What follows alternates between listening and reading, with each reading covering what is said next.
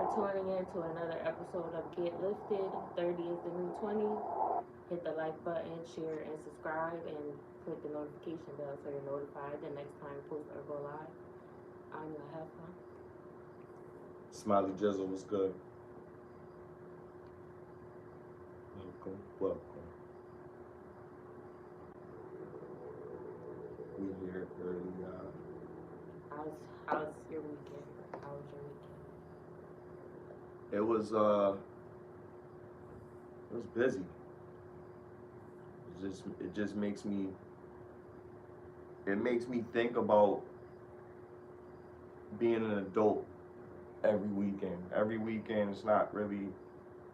I mean, I try to have my fun. My fun is not conventional fun. October is a fun month for me, so I like October, even though it's not my birth month. Obviously, August is my favorite month, but October, I like October because of Halloween, and that's my favorite holiday. Every day kind of is like a little celebration. So I cap it off with watching one of my favorite horror movies every night or something like that. Like that's my little ritual for myself, and I enjoy it. You know what I mean? Like just kicking back in the crib, getting some snacks, making it like a little movie night. You know, a little me night. You know what I mean? Every night, like. But it's just simple. I told Shorty that the only paradise for me really is just like not having to do shit. Like just being able to chill. Like if I could just chill for the rest of my life and just watch movies all the time, watch movies and fuck. That's it. That's all I would do. And eat whatever fucking food I want to eat. And her, obviously, you know, her shit was all extravagant and shit, you know, from, I want to see the water, I don't need to be nowhere, man. Just, I could be in a hotel, man. Like, I don't give a fuck. I could be somewhere. Niggas is so simple, man. You don't even know. And most niggas that I know, most of them feel the same way. Like, they just want to chill. They would want to chill on, like, they like the sunny weather and shit, but they'll chill in a hammock. You know what I mean? And just not do shit, not have no chores, not have to mow no lawn, or not have to fix no pipes and no shit like that. Just like all you doing is just chilling, drinking, having beers, and watching movies or watching boxing matches or whatever the fuck you like to do, watching sports, sleeping, eating, maybe fishing if you want to do some fishing. You know what I mean? Just real relaxing shit. Is like our paradise. Our paradise is just being laid back, not having to worry about work. But we was having a little mini discussion about if people like, you know, when people hit you up, you prefer people to text or do you prefer people to call you? And I don't know. I feel like in 2025, really, because I know we've come a long way from this. You know, we didn't even, I mean, I grew up where, what is a cell phone? I grew up like that. Like, so like, and you guys will probably be like, what's a VHS? You know what I mean? Like, I grew up in that time. Versus now, everything is stored in a cloud. You know what I mean? And people have things that respond to you, you know, involuntarily, like, you know what I mean? And you don't have to respond, like, it'll respond for you, like robots and shit. And all different types of shit. So, like, we live in an era where technology rules everything. So, people just get accustomed to these behaviors that come with that, you know, that lifestyle, you know what I mean? But I can understand how some people probably prefer, you know, regular oratory communication, you know what I mean? But sometimes you don't want to be bothered with people. You don't want to hear nobody's voice. You just want to like, yo, say what you say, and because you're probably doing something else, right? And you don't want to tell the person like, not right now. You know, people be trying to be nice, but like sometimes you just stay to yourself. There's a lot of people that just stay to themselves and just don't answer the phone at all. But I don't mind if you just want to text me. You know what I mean? Like we could text and have a little conversation because I could text you, respond to you whenever I'm ready to. You know what I mean? I might not have been paying attention to what you said, but you texted, so now I could be like, oh, what they talking about? Let me read it and actually pay attention to what it said. Now I could read it and I don't gotta be like, what you said, and you be like, you wasn't even listening. You know what I mean? You don't gotta go through that. You could just be like, yo, boom, write your thoughts, and we'll communicate that way. Hell, if we could read each other's mind, it'd be even better. We never have to even do nothing. You know what I mean? I'm so lazy, I don't even want to talk to people. But how you feel about it? I think I don't like talking on the phone either, like at all, and that's my job. Like I work for a call center, so to you think that I want to get after 8 hours of talking on the phone all day to strangers, back to back calls or whatever, that I want to get off and then spend the rest of my night talking to someone for another 5 or 8 hours, or it feels like work to me. And then for me, most of the time, the conversation is not stimulating, like when it's like I'd rather be doing something else. Like, so I prefer to text, but when it comes to like a romantic, or I like voice notes, like if you have Instagram or even on the phone, on the regular phone, you can send voice notes, or I'll prefer that because I can listen to it, like what he said about text, I can listen to it when I'm ready to and respond when I'm ready to. But when it comes to like dating or if you're getting to know someone, then I would think a combination of both, because obviously you probably don't have time to talk on the phone all day, so we could text, but I would also like some time to talk on the phone, because sometimes through text messages things get lost in translation, and I think there should be some type of phone conversation, or maybe FaceTime or something. I don't really like FaceTime either. I feel like I need to be prepared. I got my scarf on because niggas would complain about how like, you know, that's your scarf on. Like, not to me specifically, but I've heard guys make that complaint, like, oh, y'all be having on y'all bonding and stuff like that, or whatever. So you want me to look presentable, let me know that you about to video chat me, so I can take my scarf over, do my hair or whatever. But yeah, I think a combination of both. Just so if, or at least if it's a difficult conversation, like maybe if you're having a disagreement about something, I think that's best done, and that conversation should be had in person or over the phone, so there's no further miscommunication, so everything gets discussed clearly, and there's no, their tone, you can tell their body language that they're telling the truth, because you could say anything in a text, you could be lying, you could, that's why I like talking on the phone or talking in person when it comes to like dating or romantic relationships, because 75%, I believe, of communication is through body language, if I'm not mistaken, so you can't see that through a text message, and people be lying, or you might think somebody got an attitude and they're not. Like, we were just watching a clip with Key and Peele, and there was two guys texting, but it wasn't romantic, they were just friends. But he was like, whatever, cool, or whatever, I don't care. But he wasn't saying whatever, I don't care, as in literally, I don't care. He was like, it's up to you, I don't care what we do or where we go or whatever, it's your decision, I'm fine with whatever. But he took it like, whatever, what you mean whatever, you don't care? Like, and that's exactly how a woman would be, because she doesn't know, she may not know what you know, because she can't hear the tone of your voice and tell, because words, depending on the context, can mean something totally different. It could be the same word. So that's the only reason why I say.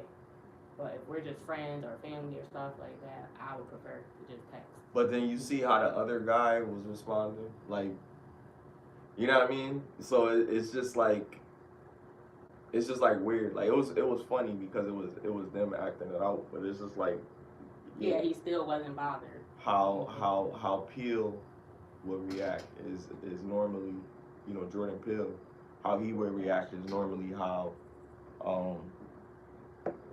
we would respond to those type of things, because we generally don't care, and a lot of times, well, I can't speak for everyone, but short answers for me is just because I just like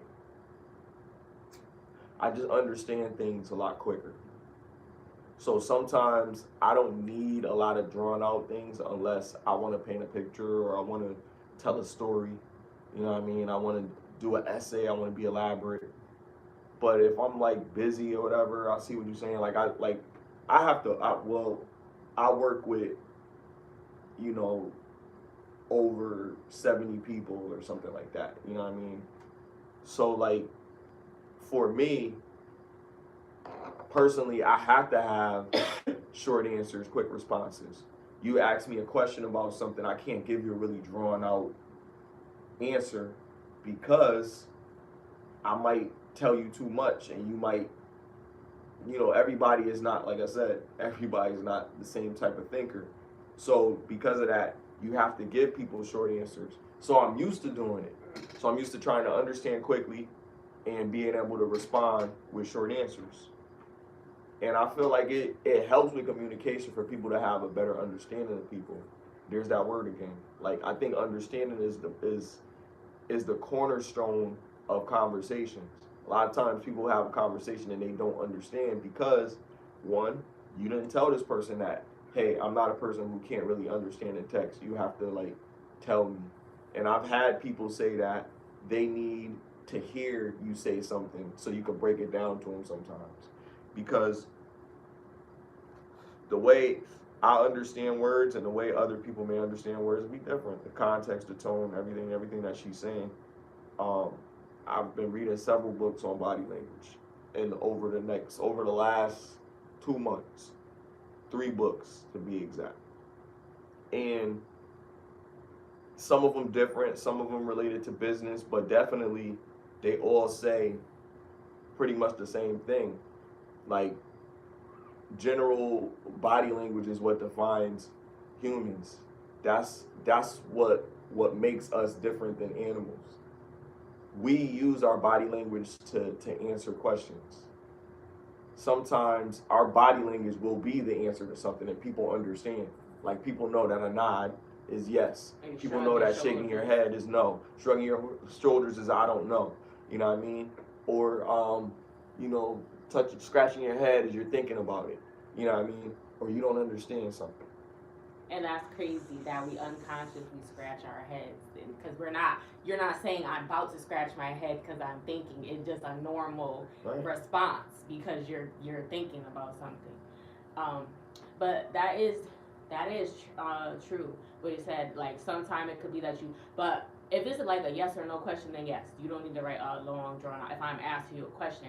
But say, again, with a romantic perspective, like if I'm getting to know someone and if I'm saying to you how I feel, or I'm expressing how I feel about you, or how I'm excited about getting to know you and I like what I've witnessed so far, or how things are going, and your response is just okay, that can come off as now it's like, okay, now I'm gonna think you're just not interested because I'm not. It's not that I don't understand. That's what okay means. Like, that's the end of it. Like, I didn't tell you to do something.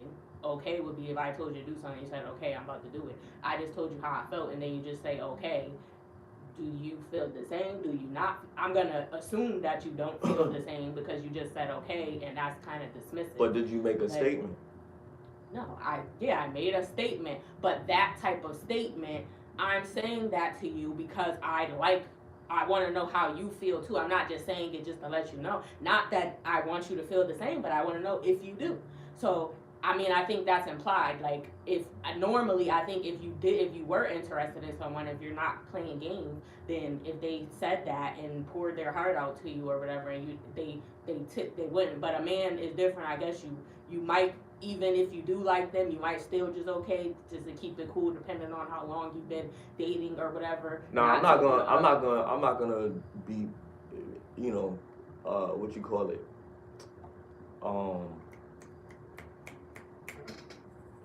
oblivious. Obviously, nobody wants somebody to say, if I'm talking to a girl and I say, you know, I've thought about you for so long and I really want to take it to the next level, and I can't see myself with anybody else but you, and she responds okay, you're gonna feel crushed. I'm not saying okay, that's with anybody. We understand that. But these are sometimes in situations, and I'm not talking about all the situations. I'm just saying because I didn't add this little disclaimer, which is like it depends on who we talking about. Because obviously, if you're talking about in a relationship, you probably gonna have to cover that communication where, and I would hope you do, because I think communication and transparency is very important in a healthy relationship. So in the beginning, the communication should be something like, "Hey, can you call me instead of texting me?" And she already, and he and her, or she and he, both understand, or he and he, or she and she, whatever the fuck, they and them, they understand that this is the communication that we prefer in our relationship. That's not universal. So, like, yeah, in a relationship, yeah, what you're saying, I agree to an extent as long as there's communication. We couldn't just assume that, okay, well, it should be this because if I say this, okay. But if we've already been together for so long, and then women, they ask these silly questions, because sometimes they question their value in a relationship or whatever because nobody's complaining about anything. Sometimes no complaints means that there's something wrong or something. You know what I mean? I don't know, whatever. But in any case, they will ask these questions: Do you love me? What would you do if this happened? And da da da da. And do you ever look at other women? Crazy shit. You know what I mean? Expect a guy not to be a fucking guy. And I'm telling every guy in the world, yeah, you're gonna probably lie, but you know what? I want us to try to include this. If we're starting a relationship, to include this honesty and watch how she respects you more as a man because she understands that you're a man of value and you're a man of principle. Yeah, I look at these other bitches, but I'm not fucking with them. What matters more to you? That you're not the most beautiful girl in the world, or that you're the most beautiful girl in the world that I chose? Yeah, you know what I mean? I don't care about if you, because if you're not, we all have eyes. Women look at other men too. If you, that doesn't mean that you want them and you're gonna risk your relationship to be with them. But if you have eyes, you can recognize that people are attractive. But some women don't like that. But I don't like as long as you're not. I'm saying some because I don't know the real number. Like for example, some women would get mad if we're watching TV and like. There's like, or even in you're okay, this is ridiculous. Like we're watching TV, he's never gonna meet this woman. Y'all are not famous. Like he's never gonna have an encounter with a woman. It's a fantasy. Like so, it's like, why are you getting mad about that? That's a sign of insecurity. It's flattering though. Cause she thinks that this guy is, he can't even want this woman because I know he's gonna go after her. He's gonna do everything that he did to get her because that's how he got me. And then another example, like if we're out, I'll even like that's I don't care about that as long as you're not doing something actually physically acting on it. Like you ain't trying to go get her number, you're just being disrespectful or whatever. Like if you look at her, I've said before like, oh she's pretty, or if a girl got a big butt or something, because I don't got no butt. Let's flip it real quick. Be like, right in the middle of your shit, you see a guy, he's cute. And your man's right there. I don't do that though. But how do you feel about that? I wouldn't do that. I know you wouldn't do it. How do you feel about it? I think it's different. I don't know. I look at things, to me it is, I look at things differently. Like I wouldn't do that. I wouldn't say, oh, he looks cute unless I was trying to be funny.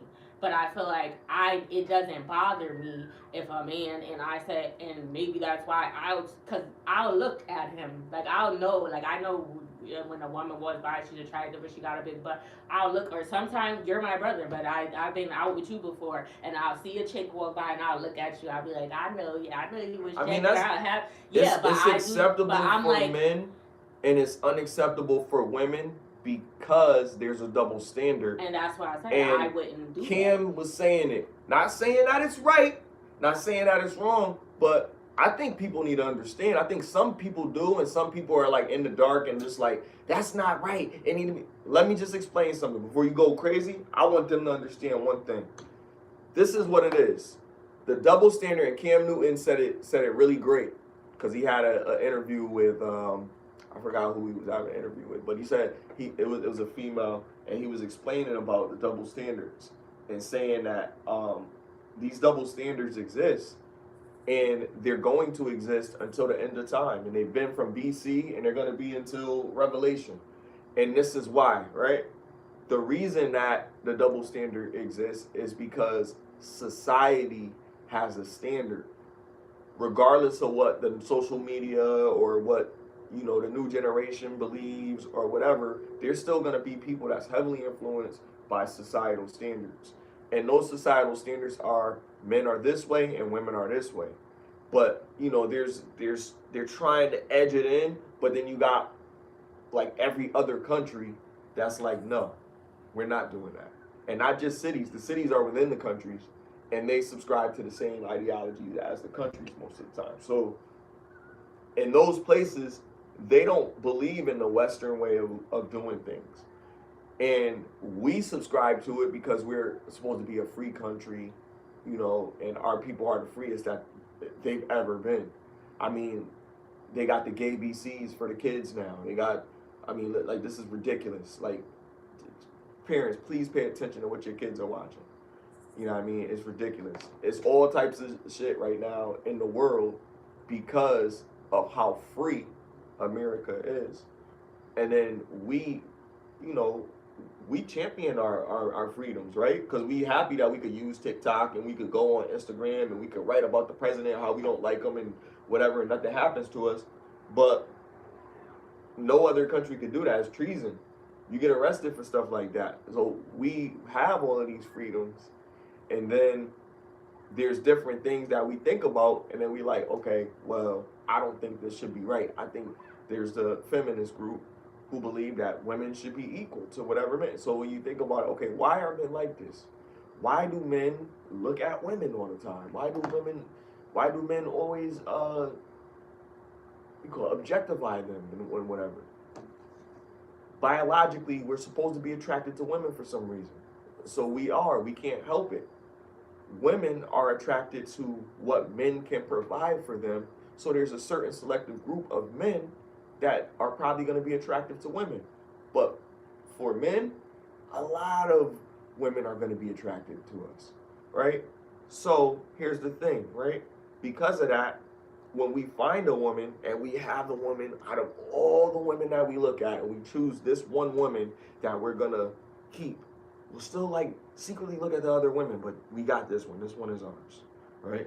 And we want it to be like that. We don't want her to look at those few guys that she's probably going to look at, because those few guys that she's probably going to look at probably in some capacity best us in other areas of our life, right? So it's kind of threatening to us being territorial over the woman that we have. It's kind of threatening for us to be protecting the woman that we have and securing that relationship. So we're what? Not secure, insecure, right? And so that's where it comes from. But women don't look at it that way. They look at it as like, well, if I say a man is cute, I'll tell my man that he's cute because, I'm with you. It's not like that. Because if that dude knows that you feel that way and he's like, what's going on? And then y'all start having a conversation. Now y'all friends. Now he likes the same movies that you like. And oh my God, he likes green jello too. And all of this other shit. Now y'all pen pals and buddies and y'all texting. And when we eating and shit, you on your phone. I don't know what you doing on your phone. You talking to this dude. Yeah, that's not right. We try to avoid us getting in those situations. So some look at it as insecurity. Some look at it as protection. Some look at it as valuing and respecting their religion. But, it is what it is. But it's reasons that shit is the way it feels comfortable the way that it is. It doesn't feel comfortable telling a man that another man is attractive. And it's a reason, because it just doesn't feel right. I can't even say biblically, Levitically, but I can say just biologically, it feels like you have a connection with this guy and you don't want to jeopardize that connection by trying to entertain a connection with someone else. Yeah, that's why I said it's different. I don't, and also I'm like, I grew up. I was like a time where I was around boys a lot, so I feel like I'm still a woman, and so I have woman feelings and things like that on certain things. But I also can relate to men.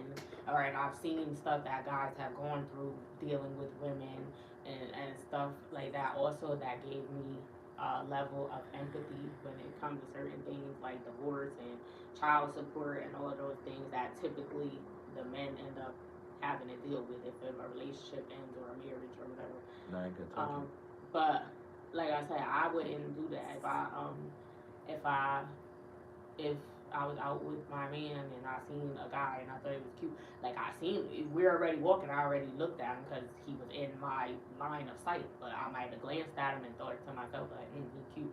But I'm not gonna say that to him because that's like you said. Like I don't want him looking at me like, oh, you think he? Because some men will start asking you questions or whatever. Like, oh, you think he cute? Like some guys have if they know if they know about somebody, like, and I learn not to, because sometimes I'll be too honest too, or whatever, like, I'll talk about past relationships, and then some guys might get insecure, and they might try to compare, and they start asking you questions like, oh, does he look better than me? Because if it's like, this was the love of my life, you asked me about my past, like, there was someone that I was in love with, and he, but we're not together, I'm with you now, that was in my past, whatever, but now, every time you just randomly bringing up stuff like, oh, do you still talk to him? Is that, have you seen him recently or whatever? Like, cause I don't have no issues with. There's probably like 2 people from my past that I'm like wouldn't speak to if I seen them out, but everybody else, we may not be in contact, but like if I see them, there's no problem. It's all like whatever how it ended. I don't hate anybody, so even the people I don't speak to, I just choose not to. I don't want to speak to you. But if I see anybody else and they obviously don't have a problem with me either because they will be willing to speak, or if they see me first, they'll come up to me, like no matter where they're at or whatever, like, and we have a conversation, or it's like, how you doing, whatever, and it's cool.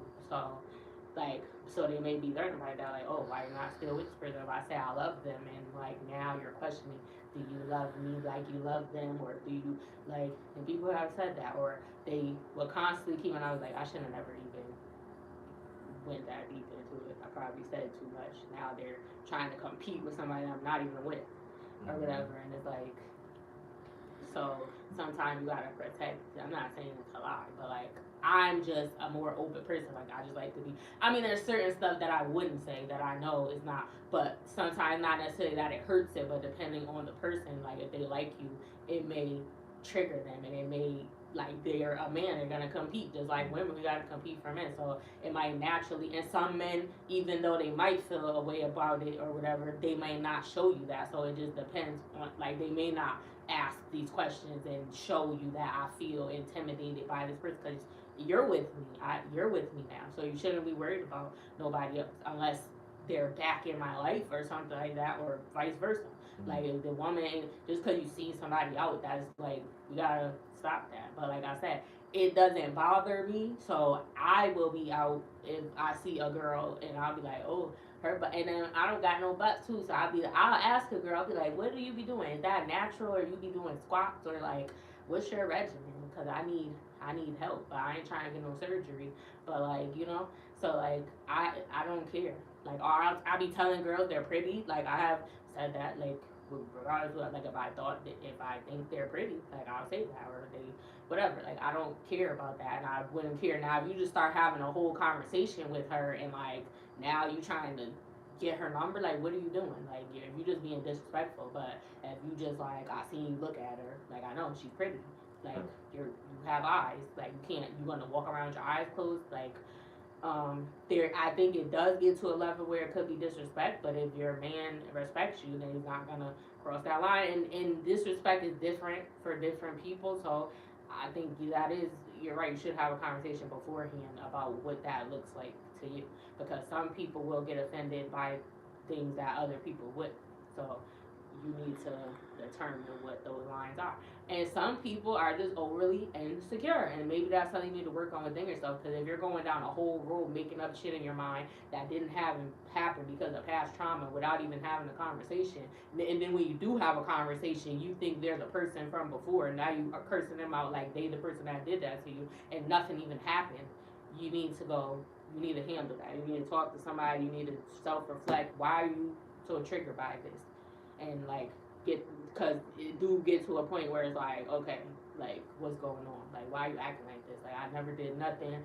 I call you every hour. Like, why are you accusing me and stuff? And I've never given you a reason to think that. Like, what's going on? Like, a lot of times women can be like that. Some men can be too. But it's probably because of some past experience that you never got over. So. This dude said, he said to his girl asked him this question, like they always ask these self-sabotaging questions, but it was like, if we break up, what are you gonna do? And his response was, I'm gonna go back to my ex. And she went crazy for like 10 minutes. And then he was just saying, like, she's like, why you gonna, if you gonna go back to your ex, why don't you just go back to her? I can't. She got a man. Going in. And like, that's the thing. Hold on, let me finish. Let me tie it together. So then she's like, oh, well, you need to just go back to her. I can't. I told you she got a man. And she was like, what you like so much about your ex? He's like, yo, she got a banging ass body. She got some good ass pussy. Like, she fire. Like, you know what I mean? Like, why wouldn't I want to be with her? Like, you feel me? And she going in. And then she was like, yo, he was like, if you break up with me, what would you be? She sat there for like 5 minutes. And then she was like, why you ain't just say that to begin with? You gotta be so extra. All that. But it was just, her mind was like, she just not good enough because you already positioning yourself to ask a question like that anyway. So why not play with you a little bit with it? Because it's like, it don't make no sense. If we together, we got all this, I'm paying for this, I'm doing that. And it's not just about finances, obviously, but just me being there, me putting up with the things that I gotta put up with. Me dealing with you when you don't wanna do makeup, or you don't wanna cook, or you don't wanna get yourself together sometimes, or you don't wanna get in shape, or you don't wanna do things that you need to do, but I'm still here. Like, stop questioning shit. Let it be. You know what I mean? The only time you need to question it is when I stop. If I stop, then you can question shit. Because I'm stopping because I'm tired of this shit. You know what I mean? That's when you need to question it. You already know everybody needs improvement. But I'm not stressing about whatever little shit you got going on. I never do. And a lot of times the niggas do, women don't fucking really consider it. The only women that really consider is the chicks that women look at like, oh, well, she a hoe anyway. Like Cassie. This nigga looked at a bald-headed chick like, yeah, I like that style. And she was like, oh, I'm about to do that. So she shaved her head right after that. Like, most chicks won't do no shit like that. That's bold. Like, you know what I mean? To make a sacrifice like that for your nigga because your nigga really want to do it. The chick asks you, oh, how do you feel about me getting this done to my hair? I don't really want you to do it. I like your hair the way it is. Well, I'm gonna do it anyway because of then what the fuck you asked for? You know what I mean? Like, to me, like, it's just stupid when women question their relationship when things are already good. Just let it be. You know what I mean? Because dudes are really simple. The only time that we really are upset is when y'all stop fucking us. That's it. Because we already locked in. We already doing all this shit. We just got used to it. And some women don't like to hear that shit. So you just got used to me, right? Well, you got to understand how a lot of niggas be living. They be roaming. You know what I mean? Trying to find themselves and shit like that. And when they found a woman, in the Bible it says you found a good thing, a wife, right? When you find a wife, you find a good thing and shit. So you feel like you got that woman, you feel like you won. Like, all right, well, at least I could build on this. It's like a consolation prize for all the bullshit that you had to put up with in your life. And now you finally got her. You feel me? Your person. And hope that she feels the same way. Like, I finally got him. After all the bullshit that I had to deal with, now I got him. Our life is a little bit better because of us. You know what I mean? And that's a good way to look at it, but it's not always like that. People don't appreciate the person that they're with, and they worry about the person doesn't doesn't text them back in length when they responded to something, or they worry about, well, you didn't kiss me before you left today, or they worry about, well, you haven't given me a hug this week. Instead of saying like, yo, what's going on? Because sometimes there is something going on, and sometimes they be like, nah, I'm good, and then leave them alone. But you know something going on, but just leave them alone and let them get through it, and don't bug them about the little shit. If you recognize, if you're so empathetic and so, I can see through your soul and I know what you're feeling right now, then know to get out of his way and let him do his thing and just be there when he needs you, because he's always there when you need him. If it's the right way. Yeah, I think it is important. Like if you notice, because you can't read his mind, so you can may see something is wrong. Like maybe he's pulling away, and it could be it may not be because of anything you did. Maybe he is dealing with something. But it's okay to ask at least just to make sure. Or you can give him a hug. You don't have to, or be like, give me a hug. You don't even have to say all the stuff you said before that. Now, if you trying to hug him, he's pushing you away, or he's just like. But yeah, you should ask, and if he's like, I'm good, and then if you say, and it's hard for me too because I be wanting to help. Like if I notice that they be like, if they be like they don't want to talk about it, like I had to learn to just stop, because I would kind of like because I want to help, like because I care. So, but then it's like they be like, I don't want to talk about it. So then I'm like, okay. And then I'll just try to, like I said, give them a hug or rub their back, or I don't know, try to be affectionate or whatever, get their mind off of it. Or if they change the subject and start talking about something else, then I'll try to let it go. But I'll keep an eye. Now, what I would say for the woman, if it goes on for a certain period of time, then you do need to ask more questions, because that's when you know it maybe it is about you. Maybe because you don't know. If he didn't tell you what's going on, he's like, I don't want to talk about it, and then this goes on for months. Now it's because he getting ready to leave you. So it could be that, but it also could be maybe something happened personally with him that he's dealing with. Maybe he had a falling out with one of his close friends, or maybe he lost someone, and you know that you can't make that go away. You just gotta let it run its course. Or maybe, like, it could be, it doesn't have to be about you, but it could be about you. And if you don't know what it is, then how can you fix it if it's possible to fix? So I would say just monitor how long it goes on for, because he might be pulling away for other reasons. Maybe he's no longer interested in the relationship. That is a possibility, but that's not the only reason. So you have to consider that too. Everything is not about you. Like the other person has feelings, that has a life outside of you that was there before you came along. And also to the point about what you said, like she asked, like, what would you do if we broke up? First of all, if we broke up, we broke up. Like, why are you even asking about that? That is a dumb question. Like, women do ask questions or whatever but like, I think some stuff is like, well, me personally, like, if I be like, am I fat, or do I look fat today, or in this, or whatever, like, I want your honest opinion, because I'm gonna change it. I'm gonna put on something else if you don't like if you agree, because I already think it might look away. So I'm asking your opinion because I want to know the truth, so I could change it and put on something that looks more flattering or whatever.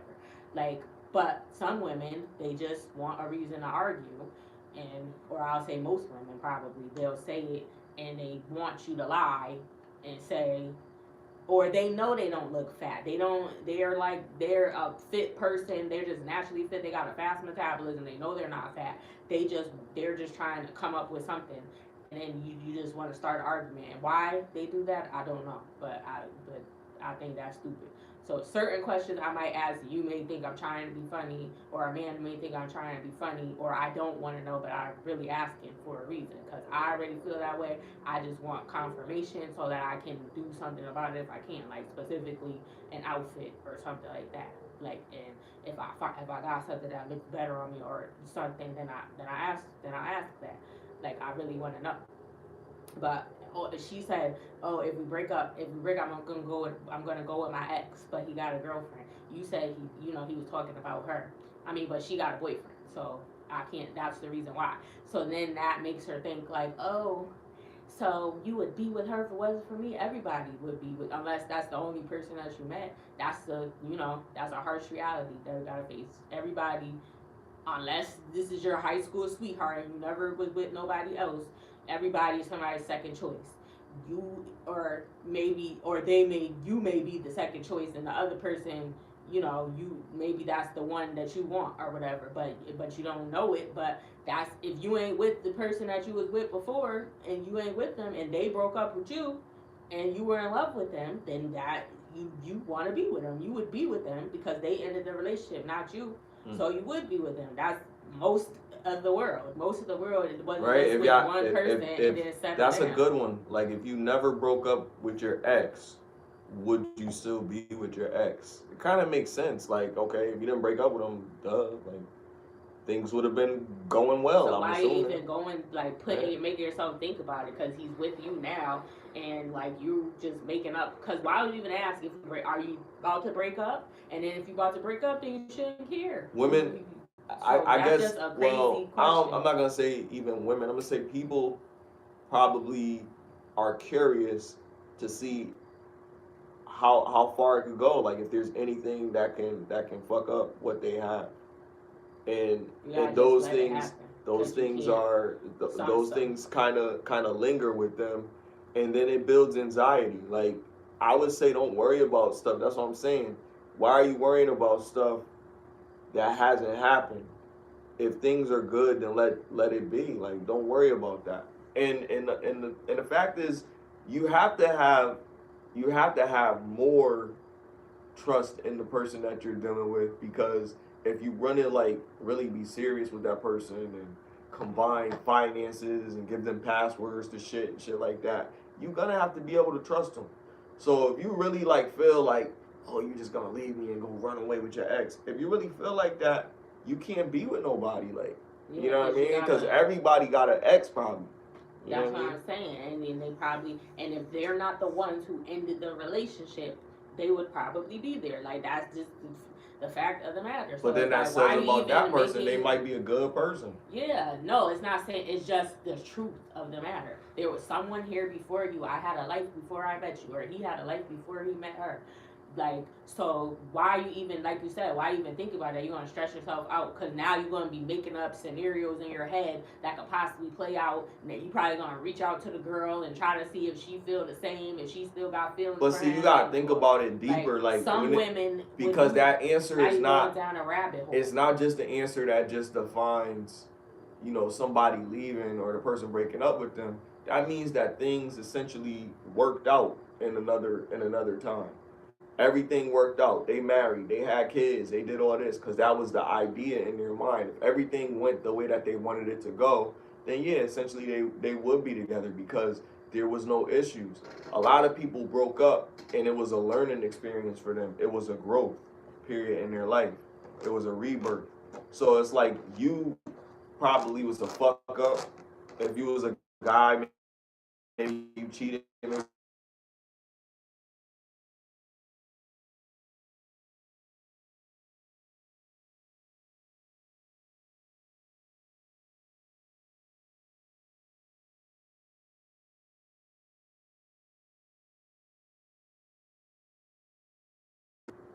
and then you bounce back at some point. But when you bounce back, you realize like, okay, now I see what I've done. Now I see what I've done wrong. I see how to improve. I see how to be better moving forward. You see certain things that you learned from your past experience, and that improves you as an individual. So and that's where you are in your life. You know what I mean? And you're building on that. You're not living in your past. You're thinking about your future. And this person that you're dealing with, you would hope essentially this person represents your future. Not your past. Your past is where you graduated from, and now you're moving on to whatever, possibly better. You know what I mean? But that's what I'm saying by if a woman is asking that question, like she's just setting herself up for like you said, anxiety. She's gonna be overthinking it. Some women might go even far, like I said, to reach out to the woman and see. Now you done ruined their relationship. Now she about to talk to him. She is about to talk to him now because you done introduced her to the conversation or whatever. So it's like, why are you even asking that? That's just something that goes without saying. Right. If that person wasn't single before, was in a relationship ever at any point before you, then there you don't know what if you don't, regardless of what happened, like they wanted to be with that person at some point. So that's just something that you have to recognize. That doesn't mean that he's going to go back with her. That doesn't mean if she breaks up, she's gonna try to reach out to him. Then it might really be over. I mean, but maybe if he does reach out, then she might, because he said he wanted. But you can't make that up before that situation even occurs. I feel like by even questioning that in that way, you're speaking into existence. You're gonna make that shit happen because you're so worried about it. You putting that energy out there. Right, I feel like that. What do you think about Aisha Curry? So Aisha Curry said in an interview that she never wanted to get married. She never wanted to have kids. I didn't watch the clip.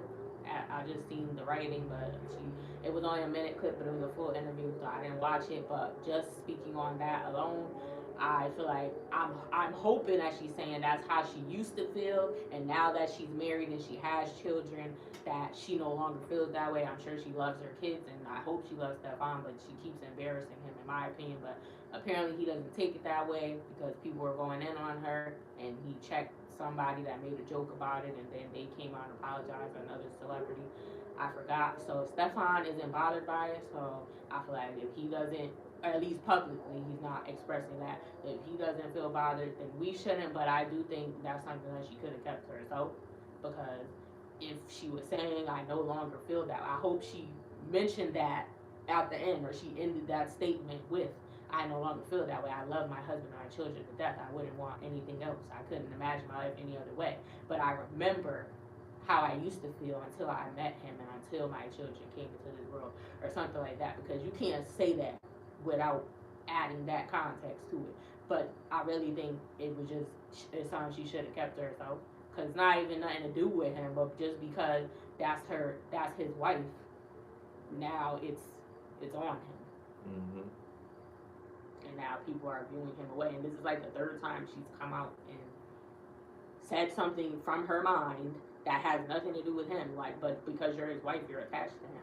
Like, so you're making him look bad, and he didn't do anything to you that we can see that deserves for you to be embarrassing him publicly. But again, this is the society's opinion, or other people.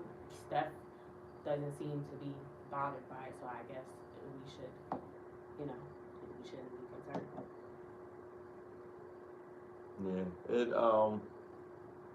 it's just sad, like when a woman comes on, and I'm saying a woman because it's his wife, right? Comes on public television and just kind of embarrasses her husband, in regard to their relationship. Like it's kind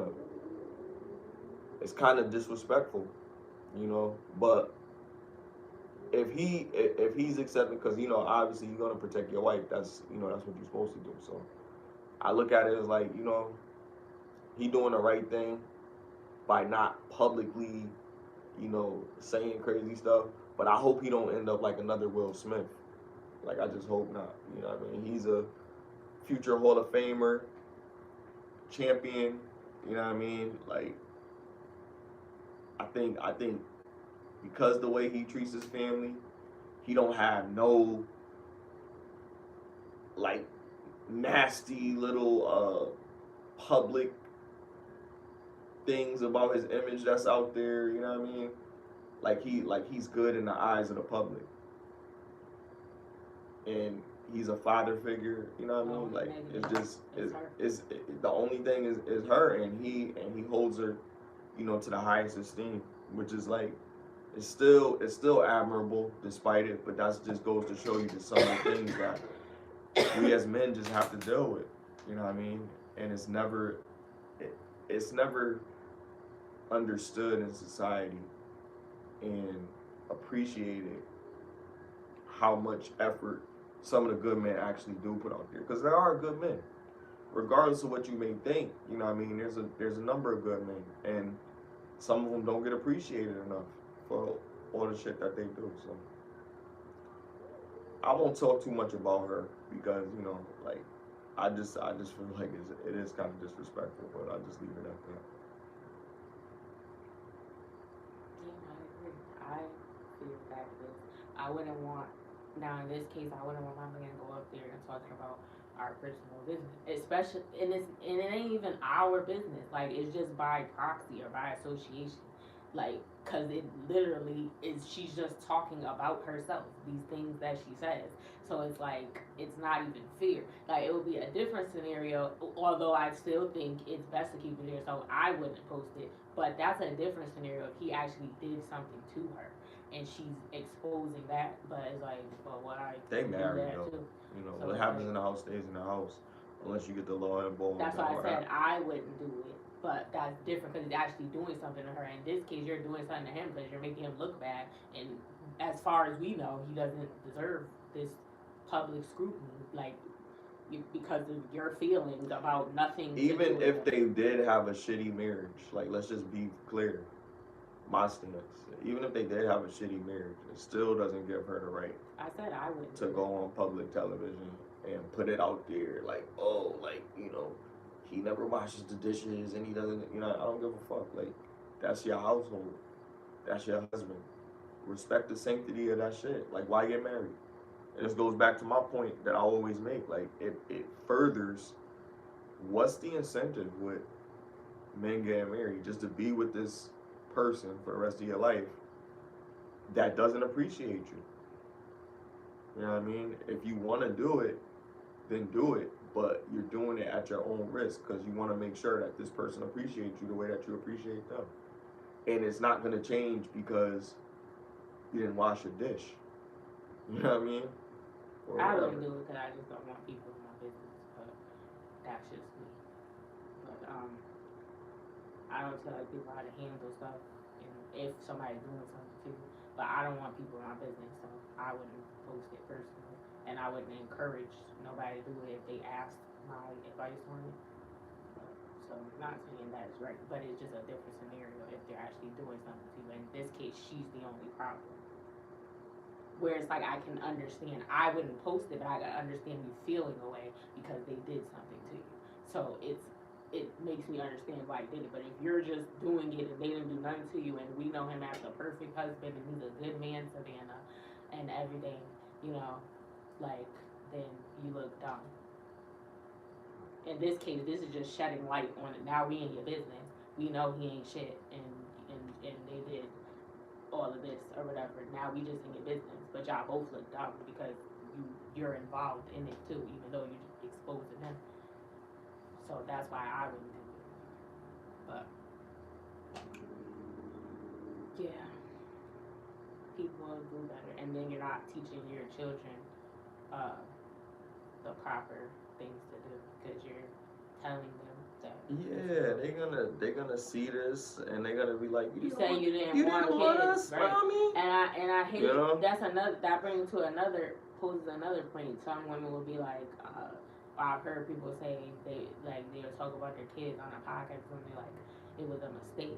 Like, and then your kid is watching that like, okay, you should say it wasn't planned. Because saying it's a mistake and your kid can hear that is like you're saying your kid was a mistake. Like, they don't, like, there's this woman on the piece that has said that multiple times, and she's stand down on it. She didn't. I think at some point she said she apologized, or they had, like, I don't know, or she, but because everybody was getting on her on it, because she doubled down on it. She was like, no, it was a mistake, because I didn't want to have no kids, but I love my daughter and everything, but, like, it's like, no, that's not, that sounds crazy. Even if that's not how you mean it, like, you gotta think about it, if your kid's able to see that, or just, like, I don't give a fuck what other people think about me with my kids. I want them to know that they're loved if I have children, and that, you know, I care about them, and I wouldn't put them in a position to think that that's not the case. So, like, I don't,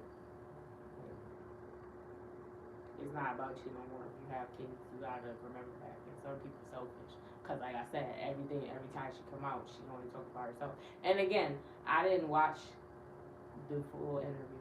I didn't watch any of it, actually. I just seen the title of the clip, and it said that she said, or she never wanted kids and never wanted to be married. Like, and I just take that to mean like growing up, that was some women be like, oh, they got it all planned out. They know what type of wedding dress they're gonna wear. They know who's gonna come. They know where they want to have it at, and they plan this out of their mind 1,000 times. Some women even buy wedding dresses before they even get in a relationship or whatever. Like, which is, I think that's a bit much. But hey, because I wouldn't do that, and because I'm a person that never was like, oh, I want to get married. I can't wait till I walk down the aisle. It's like, though, for me, that's only thought about if I'm with someone that I love. It makes me feel like that's not, and I still don't think that far into it. They be speaking into existence because that's something that they want. No, but I'm just, and that's true, that's fine. But I'm just saying it just never occurred to me unless, and it still wasn't that far into it. It was just like, now this is something I desire because this person makes me feel like I could spend the rest of my life. But I still wasn't like trying to plan out a wedding and stuff. And if I didn't get proposed to, because I was like, that's setting yourself up. Like, if I don't, this is too early on for me to be thinking like that. So although the thought occurred to me, like, I can see myself with this person, but I'm not. But that's for you to do. If you feel the same, then hopefully they will get down on one knee or whatever. Like, I'm not about to, like, I mean, I think those are discussions that you have in the beginning, like, if you are interested in marriage or something like that. But for me, a committed relationship it doesn't have to become a marriage. I mean, if they did want to get married, but I ain't signing no paperwork because I don't want the government involved in my life. They know enough as it is, and so if we could have a ceremony if you want, or we go to justice of peace, whatever. Like, I don't care about no ceremony. I don't got that many friends. It would only be family, and that if I did have a ceremony, but we could do whatever. As long as I'm with you, that's what I'm concerned about. Like I said, I was never planning on my wedding and doing all that. I'm not the flashy type. I don't be around a lot of people, so it's like I don't even have birthday parties or nothing like that. So. Oh yeah, your birthday coming up. Yeah, Libra season. What you trying to do for your birthday? Ain't no place you want to eat at? And no? It's during the weekend. You go somewhere on the weekend. I don't be wanting to. I just reminds me that I'm getting older. Just think about it. It's your birthday. I just Grandma think said like, everybody how old should am I gonna live? Celebrate your birthday. It's yours. It's your one day. Out of all the work days, it's your holiday. So claim your holiday. Jet 2 holiday, Jet 2 holiday, Jet 2 holiday, Jet 2 holiday. That's all. Young Thug got a new song out. It's nigger, nigger, nigger. Yo, Outkast, I'm sorry. Arkansas. Arkansas is going crazy over this new song. They like it because of that one part in it. Because they be saying that shit. Yeah. The palm colored people. Oh, man. I'm gonna call my ops nigger. How it go? Oh, my God. I can't even say it. It's like every other word. Bleed. Okay, let's look it up. Okay. And can we play like a second of it or something? Yeah, we could. We could play a second. It's pretty bad. That's Young Thug. Why he light skin? He ain't that light. He made the video. He made himself white too. Yeah, it's crazy. This is crazy. He has on makeup so that he looks white. Young Thug is brown skin. And he doesn't even look, he looks like Marlon and Sean in White Chicks. That's how his complexion looks.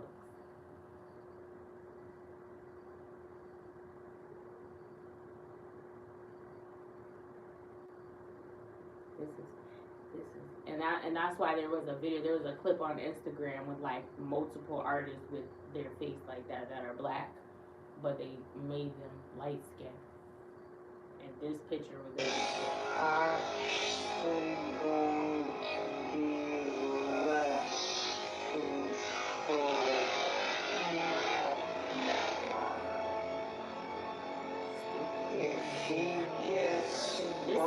and the court may know this.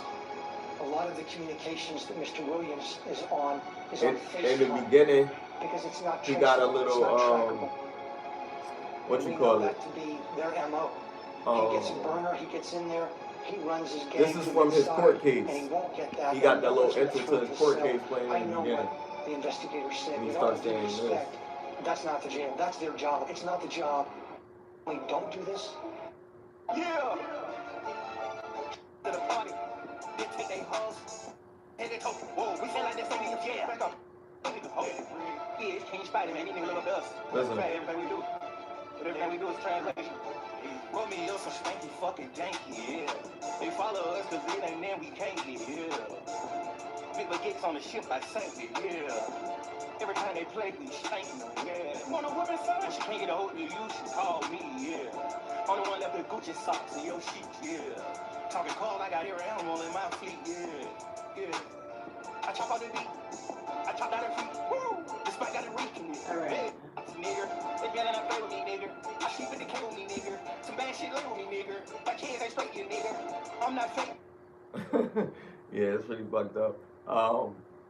But they like that part. We gotta talk louder. It's probably me because they do be sounding like I listen to the other one. Somebody said that. Thanks. Yeah, man, but I don't know. He got a song and he keeps saying the N word a lot. So with the hard ER in the end. So Arkansas loves it.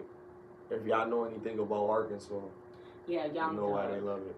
If you just tuned in, I was talking about Young Thug's new video. It's the N word, hard ER, and he's in the video with white face on, I guess, because he looks like Marlon and Sean and white chicks, and he's just saying the N word throughout the whole. Well, he's probably saying it a bunch of times anyway when he be rapping in his music. I don't really listen to him, but yeah, he just saying it. And I guess Arkansas loves it because it's predominantly white. I would assume. I don't even know for sure. But they love that. They love to say that word. They probably be singing that jump. Yeah. By themselves saying it every time. In the Ozark.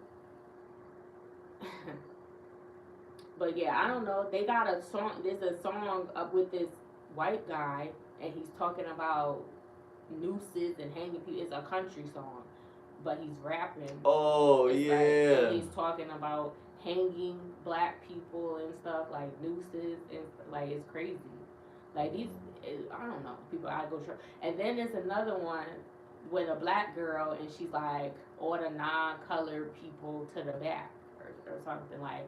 It's like a race war right now is happening. Like, is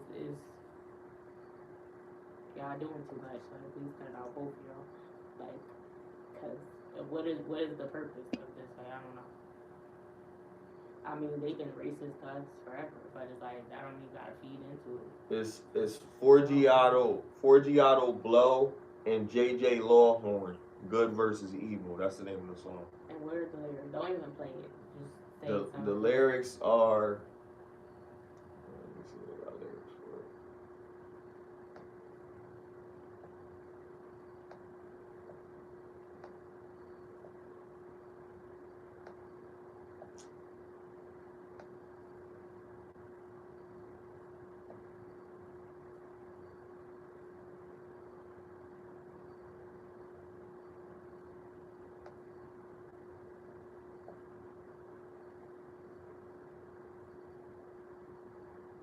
And it's like a hillbilly, like he looks like he has a trailer or something like that, and he's singing about nooses and that they're gonna hang people, and like it's out of control. Good versus evil.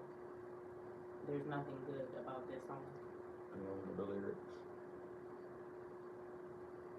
I don't think I got the lyrics yet. Yeah, well, we can't find the lyrics, but fuck them people. Like, well, not the entire race of them, just the ones that are participating in this. You know, this is not cool, and it's dangerous because, like I said, music is influential. Kids gonna be listening to this, and they're gonna, cause it was on social media. That's how I found it or whatever. I didn't even listen to the whole thing or whatever, but it's like kids are going to be listening to this. You're putting that in their mind that this is okay, and maybe to them they think it's okay because, you know, that's what they were taught. I don't know, but we got to stop this. We're a race of people. So regardless if you're black, white, Asian, Indian, whatever, that doesn't matter. We're all people. We're all under this same, we all live in the U.S. Like, so we should be able to come together. We should be able, there shouldn't be no hate to nobody if they didn't do anything personally towards you. Like, this, we gotta stop this. Kumbaya. But it's true. Do unto others as you would like others to do unto you. That's the golden rule. And people should be judged by the content of their character, not the color of their skin. Rest in peace to the late great MLK. Because he had a dream. Let's continue the dream that he had before his untimely demise. He was the man. He was the man. I mean, it's difficult to live that way. I mean, you look at the contrast of the character between Dr. King and Malcolm X, and you see that they both had a similar mission for us to be treated fairly, but the way to achieve those goals was a bit different. The alignment of equality was always in their mind. It wasn't to overthrow the government. It wasn't. Somebody said something that I've been listening. Well, I've heard it before, but today it really sat with me with all of the stuff that I've been seeing, all the racial stuff I've been seeing. That's been like it's been really bad lately. And somebody said, no, it wasn't somebody. It was something I had seen before, but it had came up again. It was, and some of you people gonna know my age when you hear me say this. It was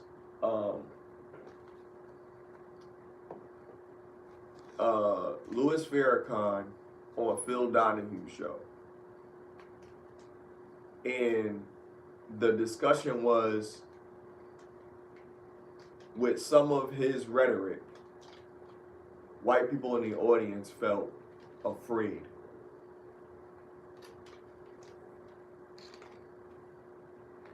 And I'm like, I'm trying to understand. I'm like, why are they afraid? Like, there's no reason to fear us. Like, and you know what? And he said, there's no need for you to be afraid of us, because we wouldn't dare do what you guys did to us. And that's what they think. That's what he said that they think. That's why a lot of the people in the audience were speaking that this makes me afraid to go out at night. And it's not the black people that's causing harm to the majority of these people. I mean, we're causing harm to ourselves. You know, let's leave it there. But at that period of time, it was the radical groups, the KKK and the Nazi groups, and all the other hate groups that hate the black groups, that was really killing black people, you know, people of color.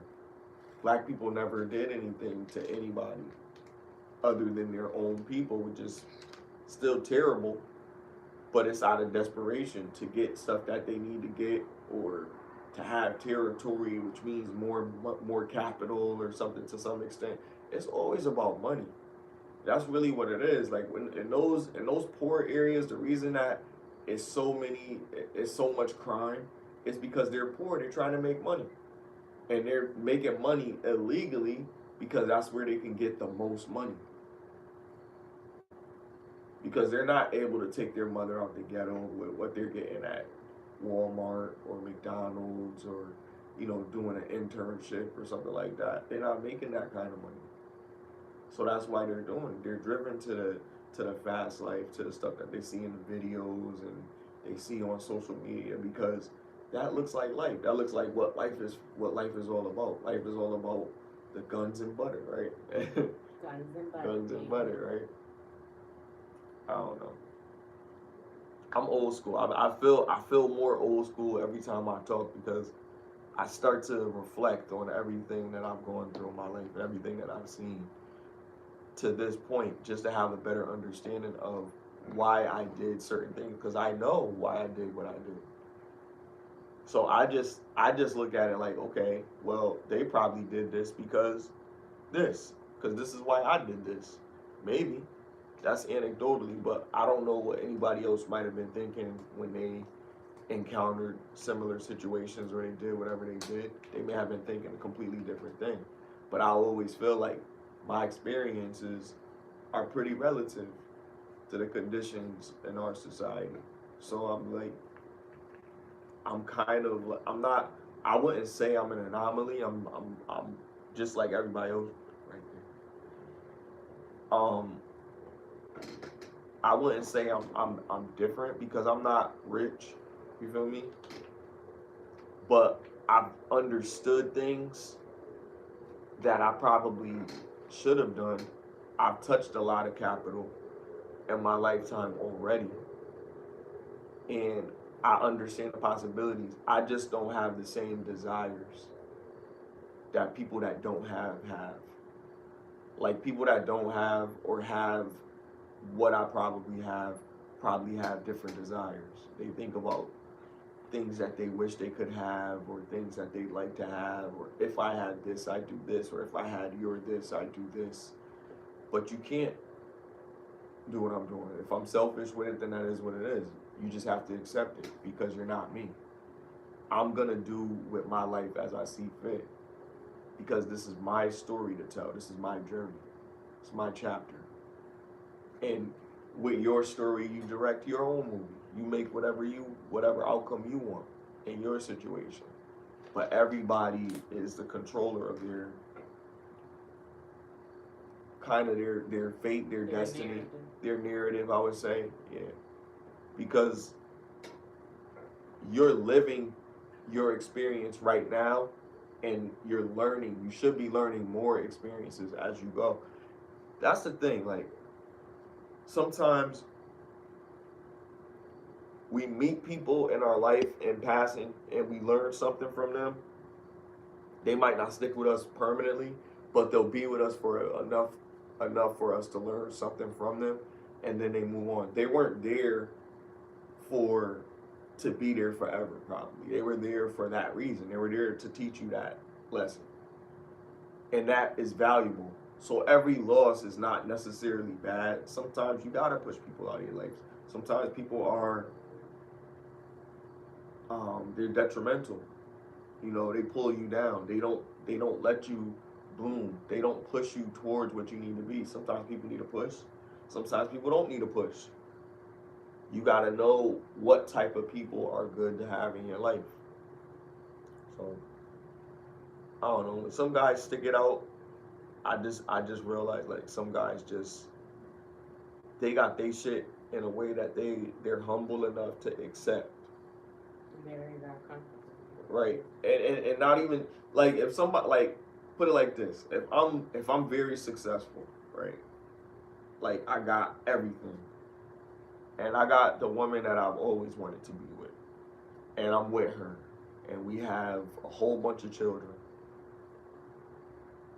Even when she get old, she get fat, she lose stuff like an arm. You know, it sounds crazy. But anything, I gotta stay with her now. Cause now I got my legacy with these kids and all of that shit. So I gotta stick around. I can't leave once I've done that because I've already told her that I was gonna take care of her, I was gonna do all this, and I've done good on that thus far. And I like to continue to do it. But the hard thing is getting to that stage with that type of person. The way that I am is just so hard. It's hard to deal with me sometimes. I'm getting better at it, but in a relationship, there's things that I understand. I have to do certain things. And it's just, sometimes it becomes like a burden because it's like, you know you got to do X, Y, and Z. You know you got to do all these other things, but then you still got to be there 100% for this individual there too, you know what I mean? So it's just like, it's a lot of pressure. But that's the purpose. You know what I mean? Getting to that point. But then you continue to push yourself to become even better. And I love music. So Charles said it best. To piggyback on what you said, he said, "I love you when your hair turns green, girl, and I still want you if you gain a little weight.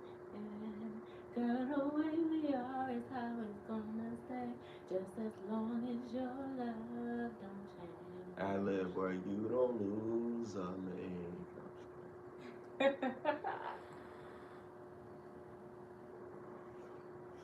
So, a woman faces up to 10 years in prison and fined up to 250,000, put some respect on that, for using food stamps to buy ingredients to for a bake sale, and misusing $1,800 in benefits. That's crazy.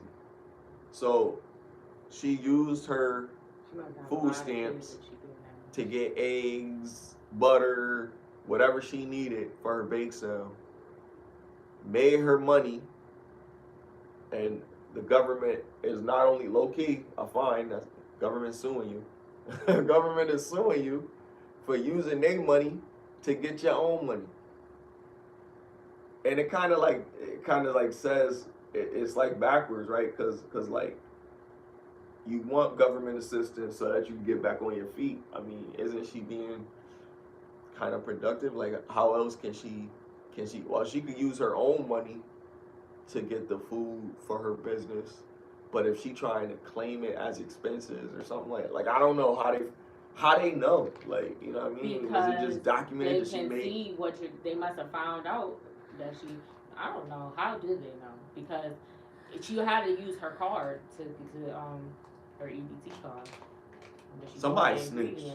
Cause how they know Somebody they didn't snitched. use her money? What made them? Cause She they had to check she the made receipts. some shit for somebody in the government, and they hooked her up, Or and she they didn't just give them a called discount, them. and they was like, "Oh, word, I got you with this." Yeah, the big set. It was like she charged too much, and she told she was like, "Girl, cause she." Told you I only wanted this. She be at the PTO meetings and stuff. Another parent. Haters. And she was like, "Girl," she thought she was cool. She was like, "Girl, I ain't paid for this out of pocket. You know I get EBT or whatever." And then she called the people and reported it. Then they checked her balance. Yo, allegedly, yo. Yeah, I'm making this up. I didn't see this. And then she then they checked her statements because she was like, "No, I didn't. I paid with my debit card from the money that I get from work."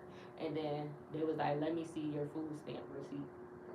Or or they call. You could call and check your transactions too. Like, there's a number you got. 10 years though for a bake sale for that. That is crazy. That they charge her. How much money did she make from the bake sale? Oh, they didn't give a lot of details. Sometimes on this stuff, cause I ChatGPT'd it, but sometimes on this shit, like they be embellishing it a little bit. But shit, 10 years, man. She facing up to 10 years, so the crime could be up to 10 years. She probably get some months of community service or some shit. And probation or something. Still fucked up that they did her like that. She must have made a lot of money. And how much they charging her? She had to make a lot of money, and they charging her that much. Fined up to 250,000, so she might not get fined that much. Yeah, but the fact that it could be how much? What did you bake? Like, she misused $1,800 in benefits. I don't know. So how is that equivalent to 200? Nah, it could be. That's the fine. Could be the fact that that's the max, and you only use 1,800 is still crazy.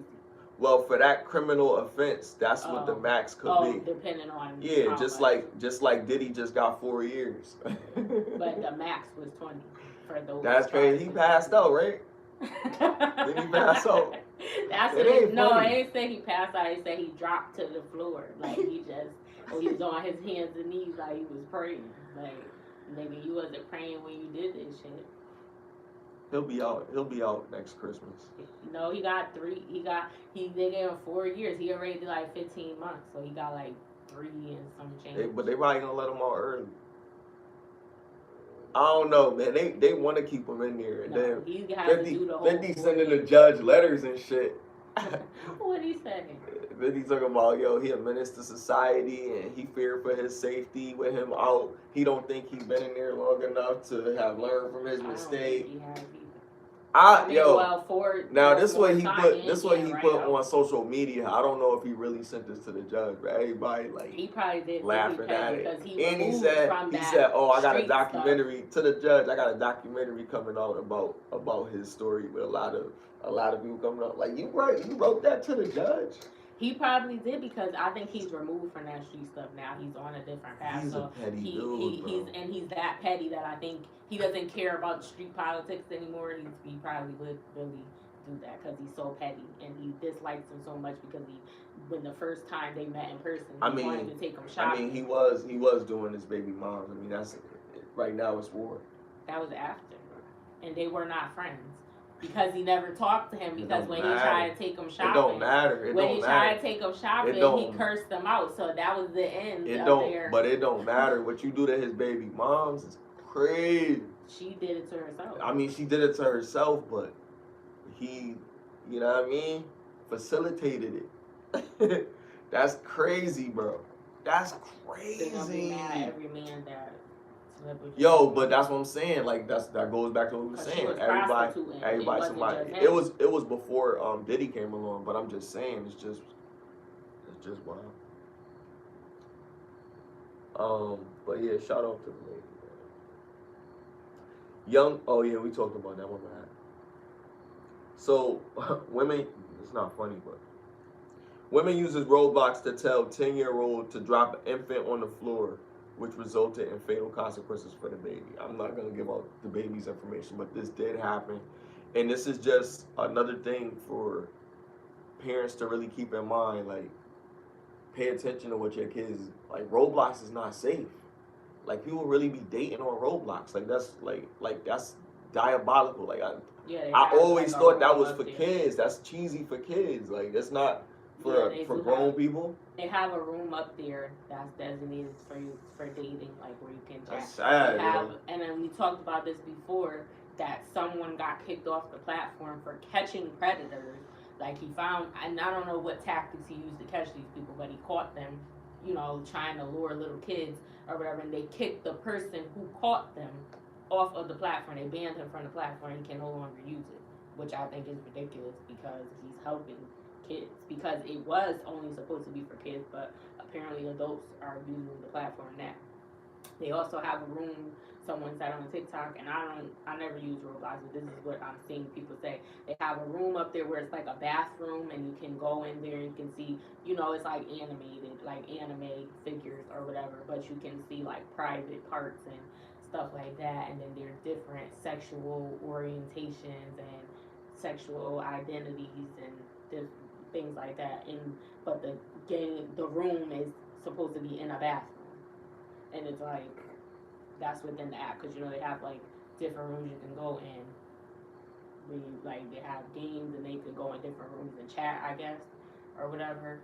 So that's one of the rooms, like a bathroom, and they show your private parts and all that. I mean, but it's cartoon characters, but it's inappropriate for children. That's wild, bro.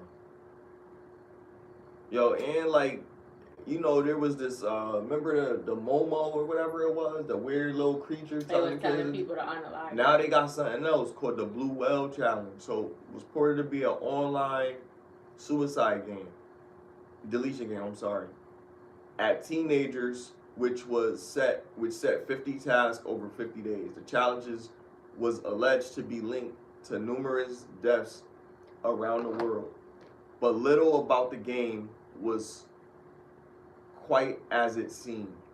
The first tasks were fairly innocuous. Wake up in the middle of the night or watch a scary film, but day by day the task grew more sinister. Stand on the ledge of a tower block. Cut a well into your arm. The final challenge, a demand that the user delete themselves. Now, this is for teenagers, you know what I mean? And they were doing it. You know, like, it was crazy. I forgot what movie we was watching or show, but he kept telling them to do, like, challenges, and he kept doing crazy stuff. I forgot what it was, man. I think it was Rick and Morty. Like, oh, you're not doing this challenge or something. It was something stupid. And the guy kept doing, like, he kept on doing, like, every new challenge or whatever. Because he was like, oh, you're not doing this challenge? Maybe it was a movie. I don't know. It was something with that stupidness in it.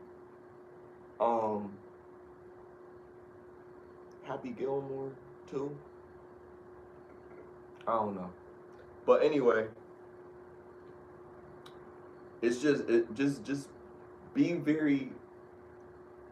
that that nosy parent, you know, that they complained about, that you complained about. It's a reason why you haven't done some of the dumber stuff that you probably couldn't have done because your parents was over you. But when you got away from them, you couldn't wait to get out, and they did some dumb stuff, and you was like, damn, I know why they told me not to do this. You know what I mean? And maybe that taught you a lesson to probably, maybe I should consider some of the other stuff that they told me not to do after I did this.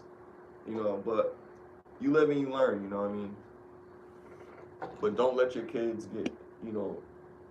get mixed up with this BS, man. Social media, or even some of these streaming platforms like Netflix, man. They got some crazy stuff up there. I've been seeing some crazy stuff on Netflix, man. Elon Musk just got off of Netflix because the dude that created a cartoon on Netflix, he says some pretty nasty comments about Charlie Kirk.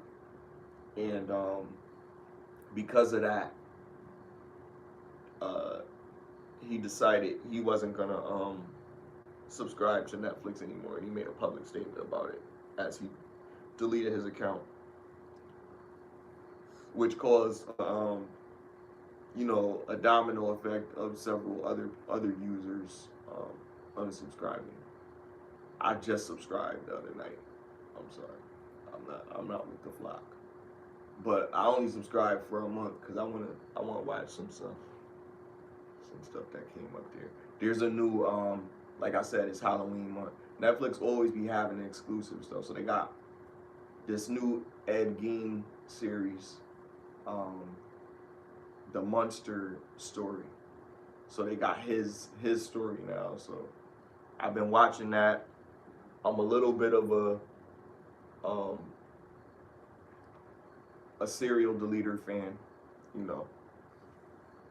Not in a negative sense, but I just like to understand them, you know, understand more of why a person would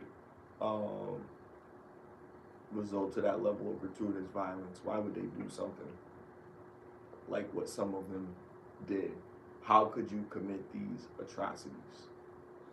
It's interesting. Yeah. It is interesting. If you follow the weight that Ed Gein and however you say it, the Butcher story, they based Leatherface Tyson Chainsaw Massacre. Several movies. Oh. And he has several movies. He also has movies about his story as well, but this is a series. But yeah, I'm watching that too. His movie was based off of one of the most traditional horror films of all time, Psycho. Yeah.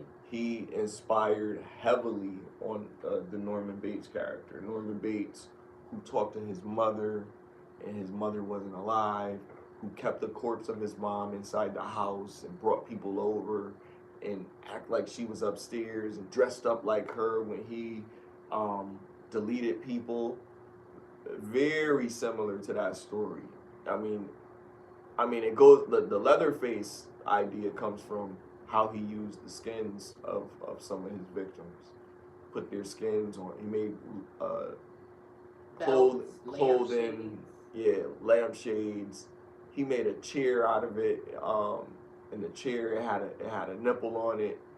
And That stupid. oh my goodness, that just watch it. If you like to be freaked out, you know what I mean, and you know you're somewhere safe, go ahead and check it out, yo. It's good for the season. Sorry, spoiler alert. Don't listen if you didn't watch it if you want to. But she said he had a girl at his house and they went in the basement and she was looking at the chair and she's like, oh, you made this, because he had a cover on the chair that he made, that he sold it up there or whatever. She's like, what is that? He was like, it's a nipple. She was like, what kind of nipple? He was like, all types of animals have nipples. And then she was like, you know what I mean. It's an otter, right? Like, girl, you asking too many questions. If I look at that chair and seen that it had a nipple on it, I'm leaving, because you even, and it's just weird. You are in the basement, it's dark in there. How long you known this guy? Because a chair with a nipple on it is crazy, bro. And he said it all calm and just with a little voice. He was far enough down the hall for you to like run. Like you could have. I mean, she did get away and then came back. Yo, people. She was something wrong with her too. Yeah, people crazy. She thought he was handsome.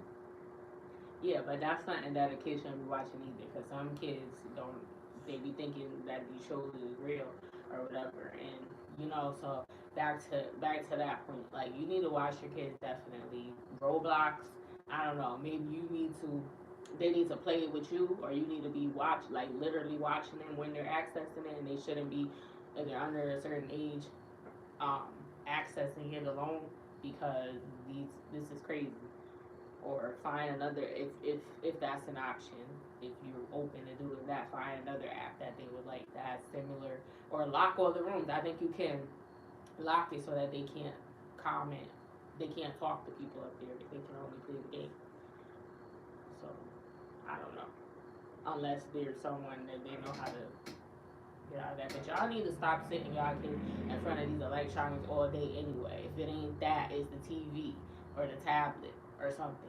Let them go outside and play, or make them go outside and play, at least for a couple hours, and run around and stuff like that if they at home. They don't need to be watching TV all day just because. Remember the workbooks with the little stickers and shit? Yeah, let them color or do something to stimulate their mind better, or watch something educational, or take an hour of the day, even if they went to there's a new word. School. Overstimulated. You don't want them to get overstimulated. That's the new substitute for overwhelmed. Well, yeah, that is a thing, but I think you can't really determine if they're going to be. I mean, there are things that can cause overstimulation, but I don't think that's something that can be prevented. Maybe depending, because some things can give you anxiety and make you overthink or overstimulated because of some trauma. Right. But sometimes there should be a period of time where you have them focused on something that's gonna, be knowledgeable to them. It shouldn't be all day. Yeah. But a period of that, give them a snack, then let them do something entertaining, and it has to be moderate, but you have to have activities for them. They have to have structure. A game that's fun. They used to have educational thing that's fun. Jump Start. I used to like that as a little kid. They had Jump Start. I think it was from kindergarten to the 5th grade or something, or maybe the 8th grade. I don't know. And it was a computer game. It had discs or CD-ROM or whatever. And you would put it in there, and it had and the games were fun, but it would it teach you addition, subtraction, or ask you questions, or math, or I said addition and subtraction, but it would just be, it had different subjects, so you could pick what you want, and then the game would be you had to jump across the lava or something every time you solve, and it was a bunny, that was the character or whatever, and every time you get a point, then you jump to the next log or something. I don't know. It was a task that you had to complete. It was a fun game because it was a real, you're actually doing something in the game or whatever, but you're learning as you're doing it. But it doesn't feel like you're learning if you're having fun. So you can do something like that, or people could create games. People be smart. Like you could make up something your own self. You don't have to. I wonder if they still have Jumpstart because I feel like that. I would let my kid play that. But I mean, maybe obviously I don't think they have them make them CD-ROMs anymore. So I would have to have a computer. They probably got try to put something. it They on- probably got something similar to it. You could probably find something like that at Walmart. It probably be a little more sophisticated, but they got stuff like that. Or you could find it on Amazon. I mean, you could find the classic stuff. They still make them. They refurbish them now, and they make them like a little bit better than they were. I feel old. I was around for cassette tapes, for VHS, Yeah. for the radio, before cable, and had cable, before. Wasn't it dope though? Like yo, like just think Yeah. about like all the stuff that you knew already now, and then how much easier it is now. Like everything that, like I watch movies from the '90s still today, clear. You know what I mean? I could watch at any point. I could forward to a particular part. I could watch Passenger 57 in HD. I mean, it's crazy. Like I love technology. I love it. Yeah, I love it too, but it does have the downs in the wrong hands. Because certain things that we're able to do now is crazy, and it could be dangerous in the wrong hands. But it already is in the wrong hands, possibly. So, what are we gonna do? So since we talking about kids, dysfunctional families, let's talk about Ghostface of the Wu-Tang and his son with his diss track. I know it's not new, but I didn't even know that he had a son. He Right? has It's crazy. multiple kids. That's crazy. How much of a fan am I? But like his son is actually a talented LGBTQ plus artist, and came out with a track. He not only sings on the track, he actually made a diss track. Yeah, he sings and he raps. Those are two different songs. So he's singing. But yeah, I didn't know about if he had any kids or not either but then I looked it up. There's a photo with like all of him and all of his kids and he looks like him. Like he takes off that I seen a younger picture when he had he was dressed like because he's trans, I believe. And correct me if I'm wrong, somebody, if you know, or I don't want to misrepresent him or whatever, but he appears, misgender. He appears to be trans because he's dressed like a woman, his hairstyle and the clothes that he's wearing. But there are some men that identify as men that dress like women, and they don't consider themselves trans. So I don't know if he is or not, but he looks like him. I've seen him without makeup, and like when he was younger, he had a low cut, and he looks just like him.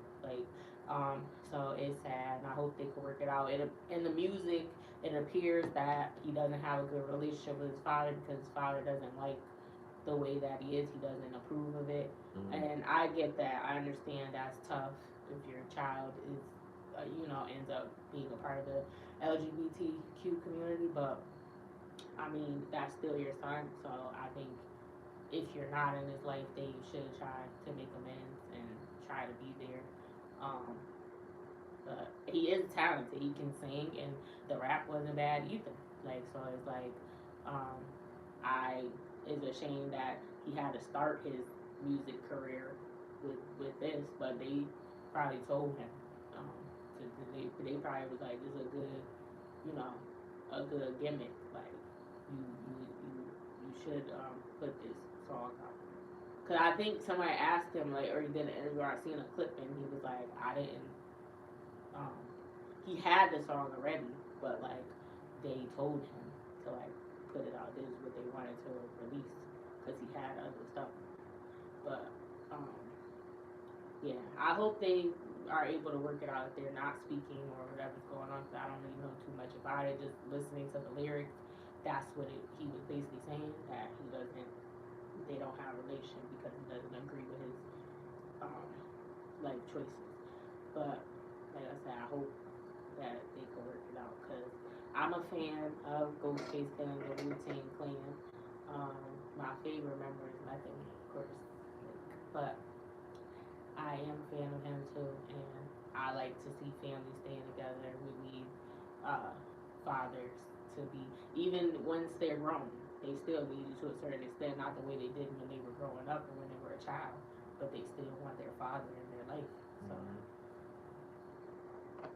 And look at you, he looked like you, even, I mean, when he's not dressed like he looks like you, he's talented, like he has all the best parts of you, like, and you can't, that has to make you feel bad, but, you know, I can't tell you what to do, just Yeah, I mean, that's what it is. But I hope they reconcile. As a man, I understand, like, it's rough to deal with that, but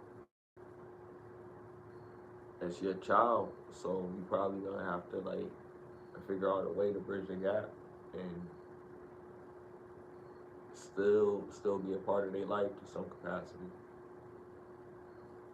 But, you know,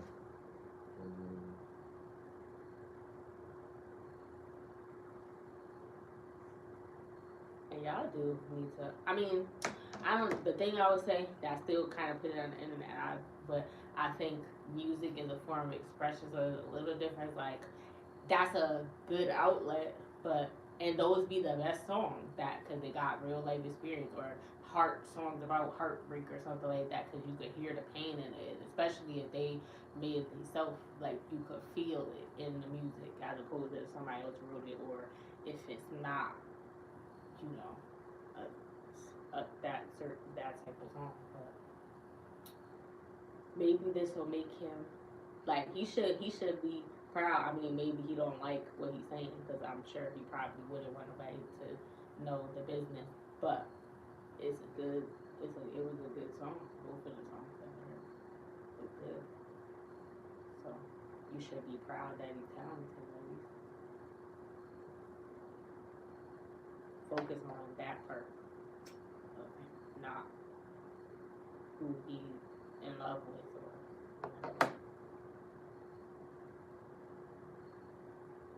you know. Oh, and Nicki Minaj and Cardi B beefing again. I didn't even know they were beefing again. Yeah, I don't know what's going on and why they're doing this, but apparently Nicki Minaj said something about Cardi B's children, and I don't know what she said. Charlamagne made her donkey of the day because of this comment, because people hate when you talk about people's kids, and I agree. I don't have children, but I think you shouldn't have put nobody else in it. They bring up husbands and wives and start talking about your kid. I'm just saying in general, people do this. Toxic people, when they argue.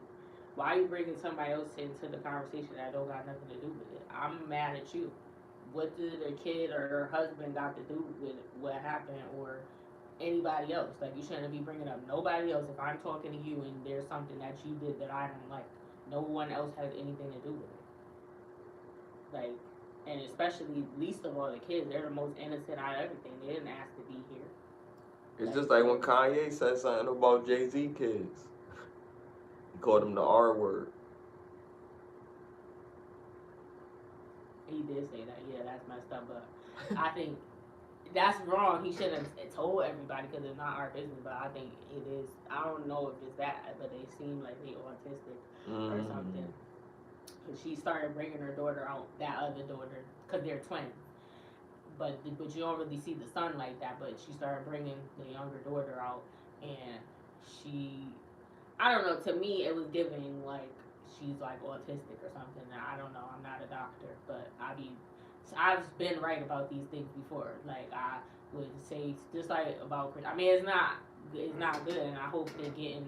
But I think they're responsible. If that is the case, I would hope that she's getting the care she needs, or the treatment that could help her progress. Because, you know, just because you're autistic, it doesn't mean that you know, that's like, it's not the end of the world. They have treatment out and programs and stuff that can help you adapt, especially if you catch on to it early.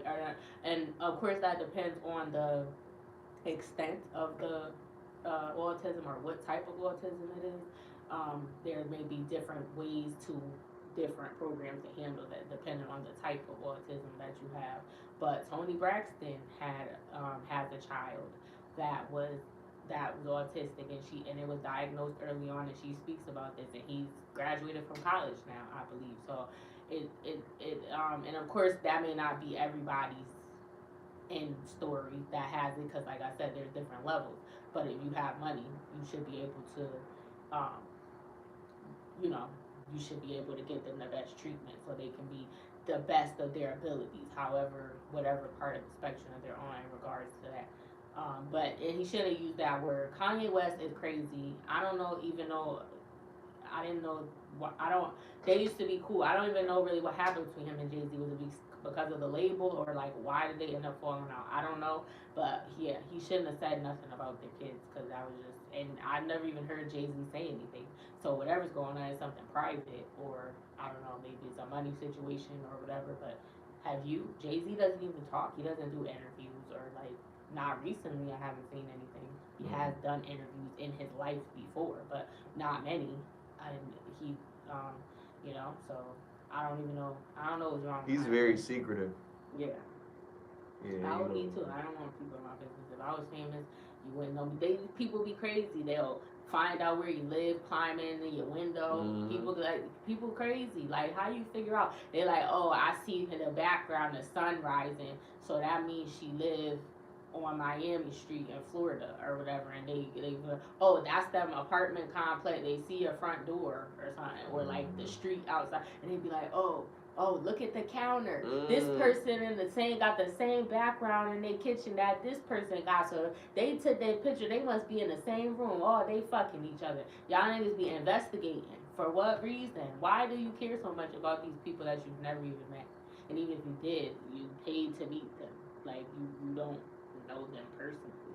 Like, why is it so important to you? Right. Are your lives that boring that you have to put so much, like, you know, worry about what other people are? Because some people don't mean no harm. They're just crazy. Like, they're like a crazed fan, but they're not gonna hurt you. They just want to take a picture. They want to hang with you. They believe, and they made up a whole fantasy in their mind that y'all supposed to be friends.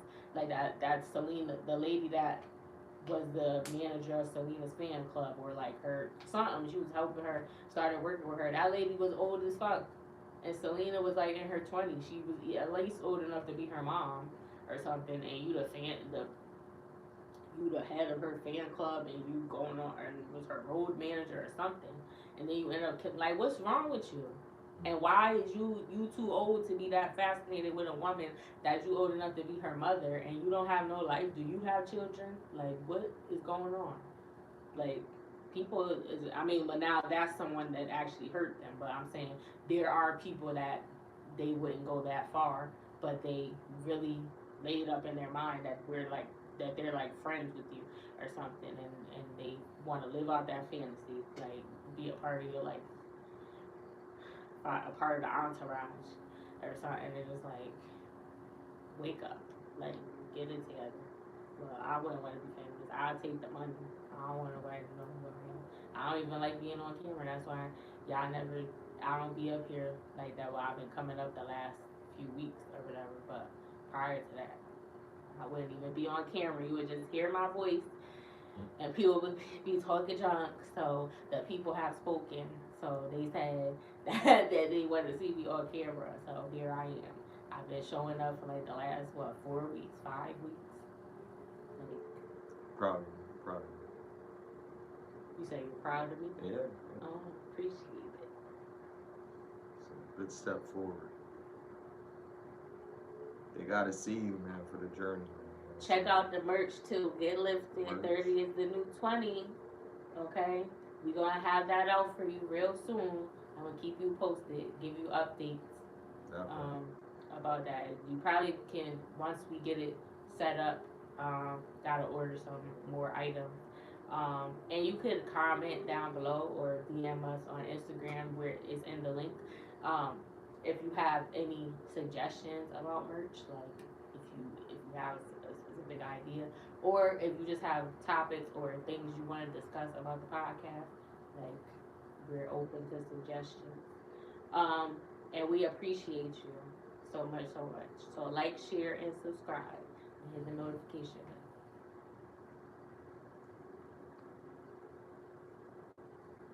So, another teacher pled guilty, predatory criminal sexual assault.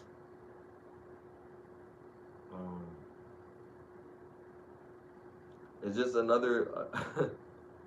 I mean, it's like it seems like it's like every day that you hear that there's a teacher that's doing something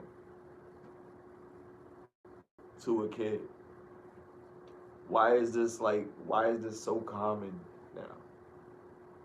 Like, it seems like it's more than it's ever been. Like you hear about it so much that it's like routine. Like, oh, we got another teacher this week. Like, that's crazy. And this one was black. She was black. I don't got her name. I don't want to give her clout. I just don't. But just know, you can find it.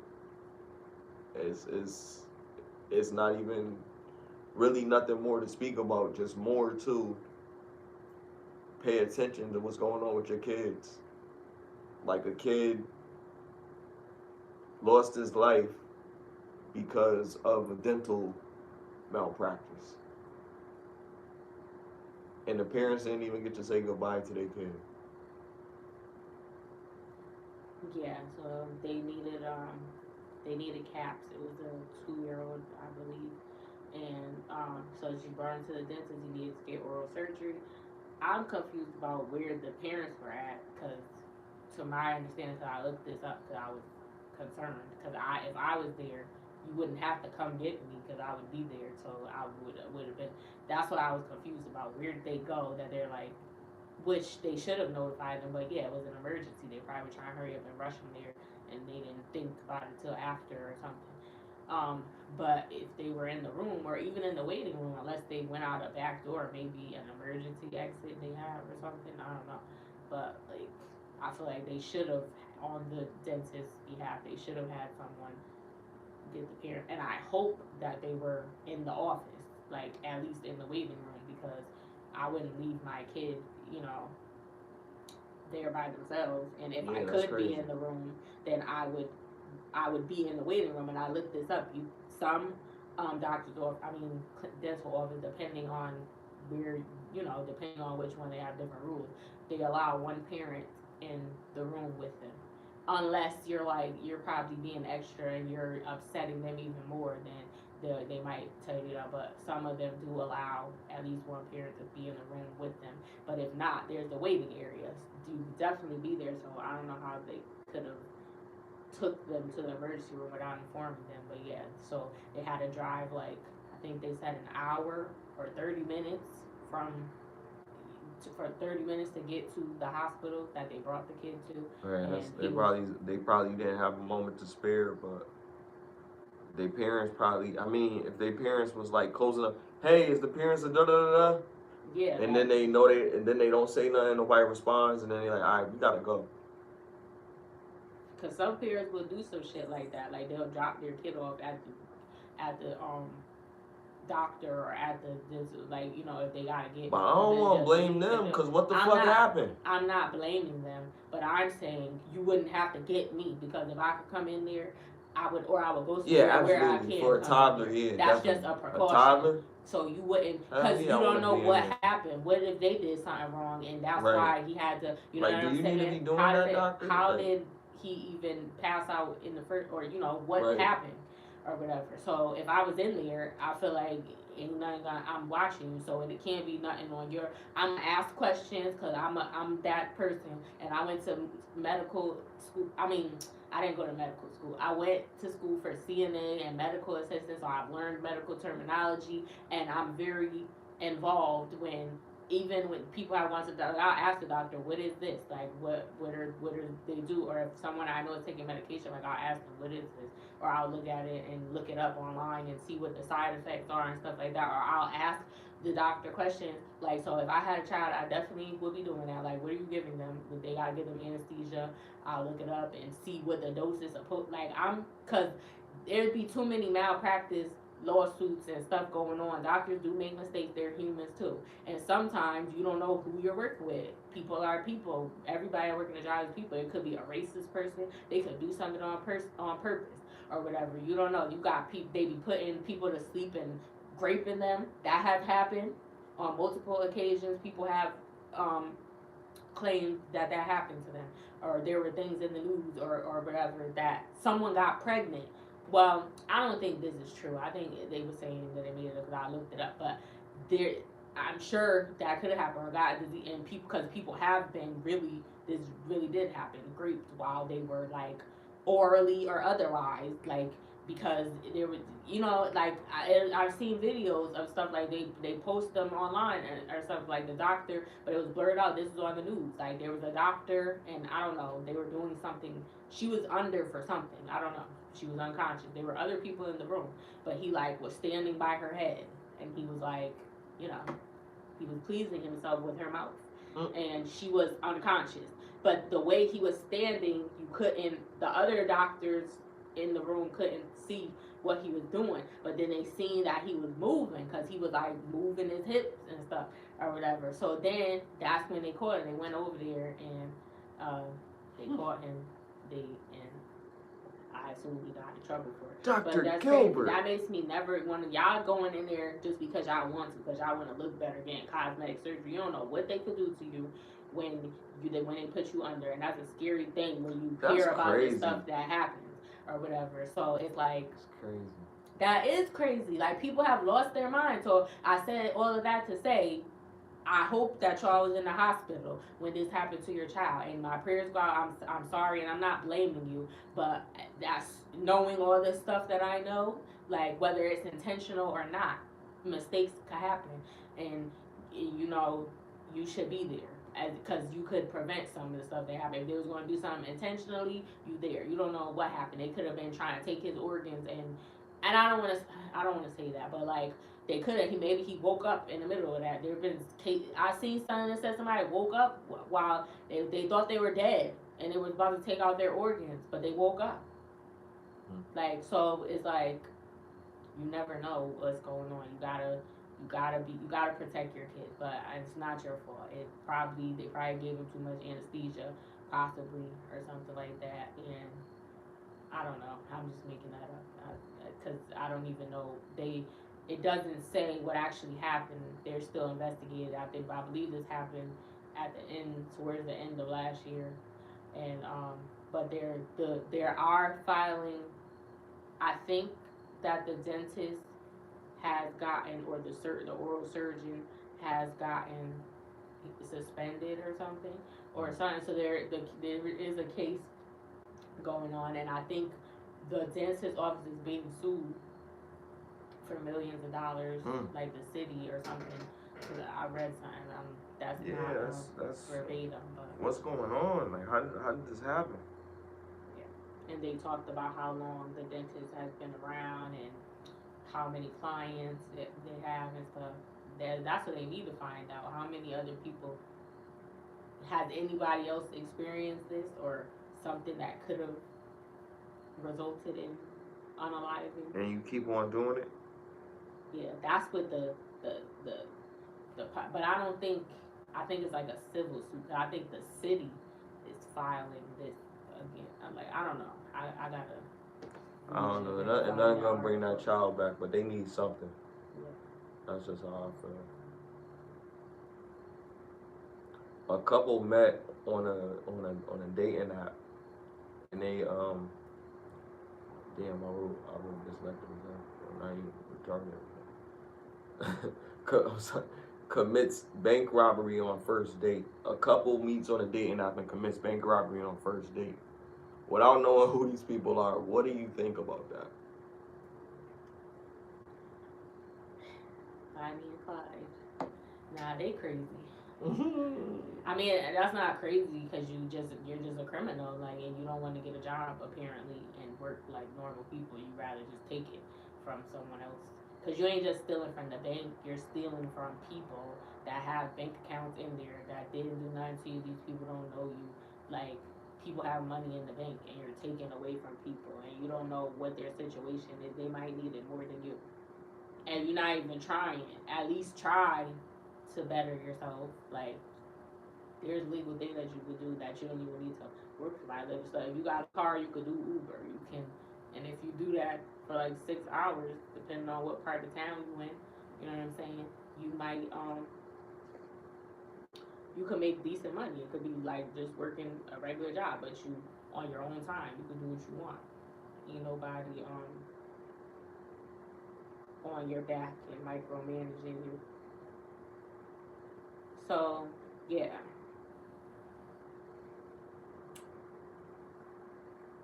But no, that's crazy. That's not no date that I would go on. If I'm dealing with a dude and he comes to me and he talking about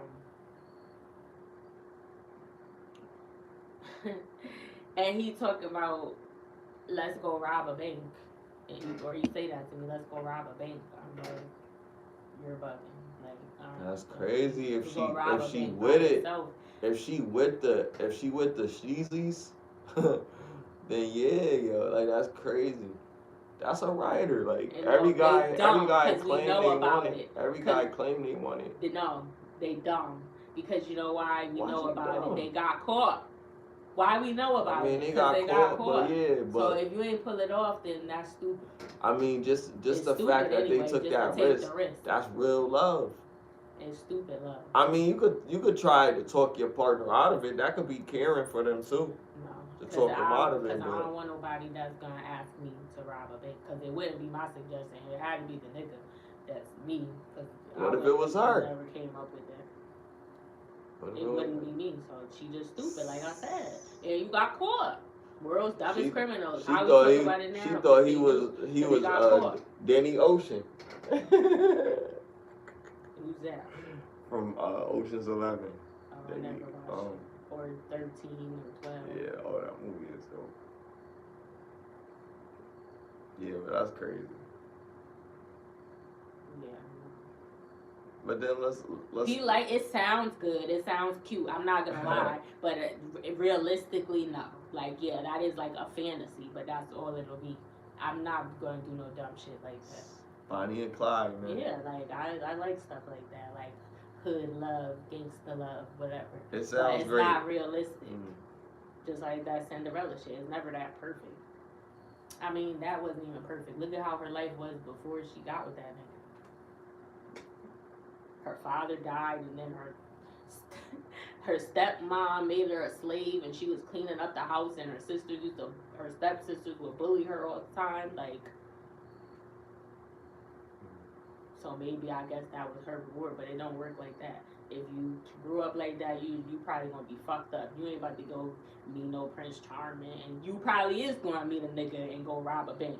If you grew up like Cinderella did, ain't gonna be no fucking. But shit, everybody was fucked up. Niggas had mules to go into town and shit. Like that was a really fucked up time for everybody. Like it wasn't. Nah, but they had bread.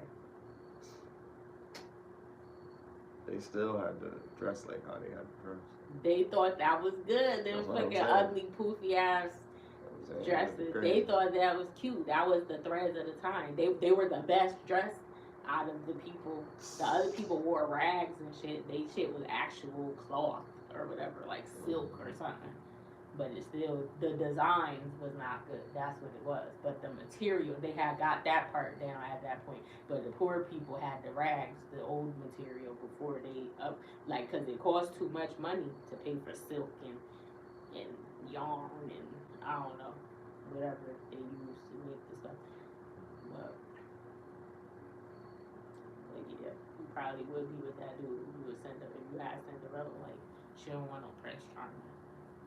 Her father died.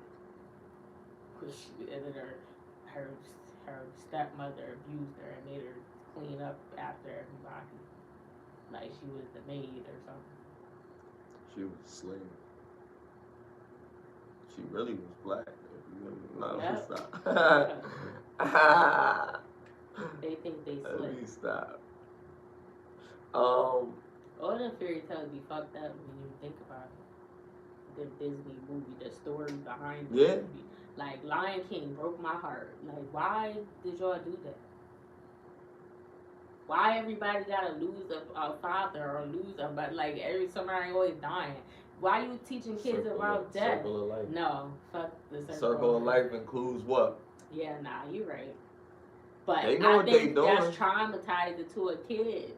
Because They got you looking in the sky to see the heavens and all that, and the kings of the past. It's and too all. deep. That's kind of hard. Yeah. I think that's another Because thing. parents not teaching like, them that. I think you should watch that with your kid, and then you should have that kind. That's a good movie to like teach about. That joke was sad, boy. It's supposed to be family movies. Mufasa. Oh my god. Unalive. By his own brother. Why is this a Disney movie? Because it's like, in the this Bible. Is crazy. Because it's in the Bible. Oh yeah. The Bible's the Bible's just as scary as these. See, it is scary. Here's the thing about the Bible, right? You can't read it cover to cover. Because reading it cover to cover, things are all over the place. You gotta kind of like bring the stories from this part of the Bible to this part of the Bible together with this part of the Bible. It's kind of weird. I don't want to make this like a biblical shit because I said we weren't going to do that. But every story that you hear about, it sounds really far-fetched, but the story that everybody subscribes to is already far-fetched. You know what I mean? So it's like the understanding of it makes you, I don't know, it makes you appreciate the evolution of society. Because you see there's levels in how everything works. Like our body is set up in a certain way, anatomically, biologically, right? There's the differences in a man and a woman or whatever, but as a being, a human being, we have similar, anatomy, the way things are set up. Besides,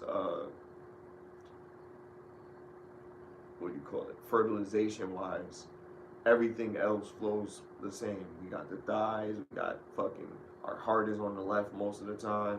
You know what I mean? We got our liver, we got our kidneys, we got pancreas, we got all our shit. All of us has this makeup. Somehow it's placed a certain type of way. You start to think about it. When our body, I watched a video because I'm a man of science. So I watched a video of the impact of a nuclear blast on a human body, right? And it showed from the different distances. It showed from the furthest distance. It was a computer simulation, but it's very accurate. It shows first, the sonic blast that you get, which blow you away. It has certain temperature, but it's not boiling. But the impact can fuck you up, breaking limbs, whatever, right? You be fucked up. But there's still minimal radiation. Closer you get, they show that it's more radiation. What it can do to you, closer you get, shows that it's more radiation. The core, where it drops, there's incineration, right, where it burns you on fire. And then there's the impact area, and that's disintegration. You dissolve into dust. That's what I was thinking when you perish. Right. So like it just hits you. The blast blows up. Before the blast blows up, it blows up before it hits the ground. You disintegrate. Like you didn't exist. Instead of being burnt up, crispy, and they can see your skeleton buried underneath the dirt, there's nothing, right? And that nothing evaporates into gas or whatever else, which means that our body makes up into something that can be brought down back into the atmosphere, into the earth, dust. It's kind of weird, but I think everything can be made into dust. Most objects that have certain things of the earth can be made into dust. So we're an object of the earth. So we would be made into dust. That's kind of my hypothesis. So however we were created, because the story is so broad, however we were created, it would have to have been something that had to deal with this particular planet. We can't live anywhere else. So that much has to make sense. So we had to develop, evolve, even if you agree that it would be from a single cell organism.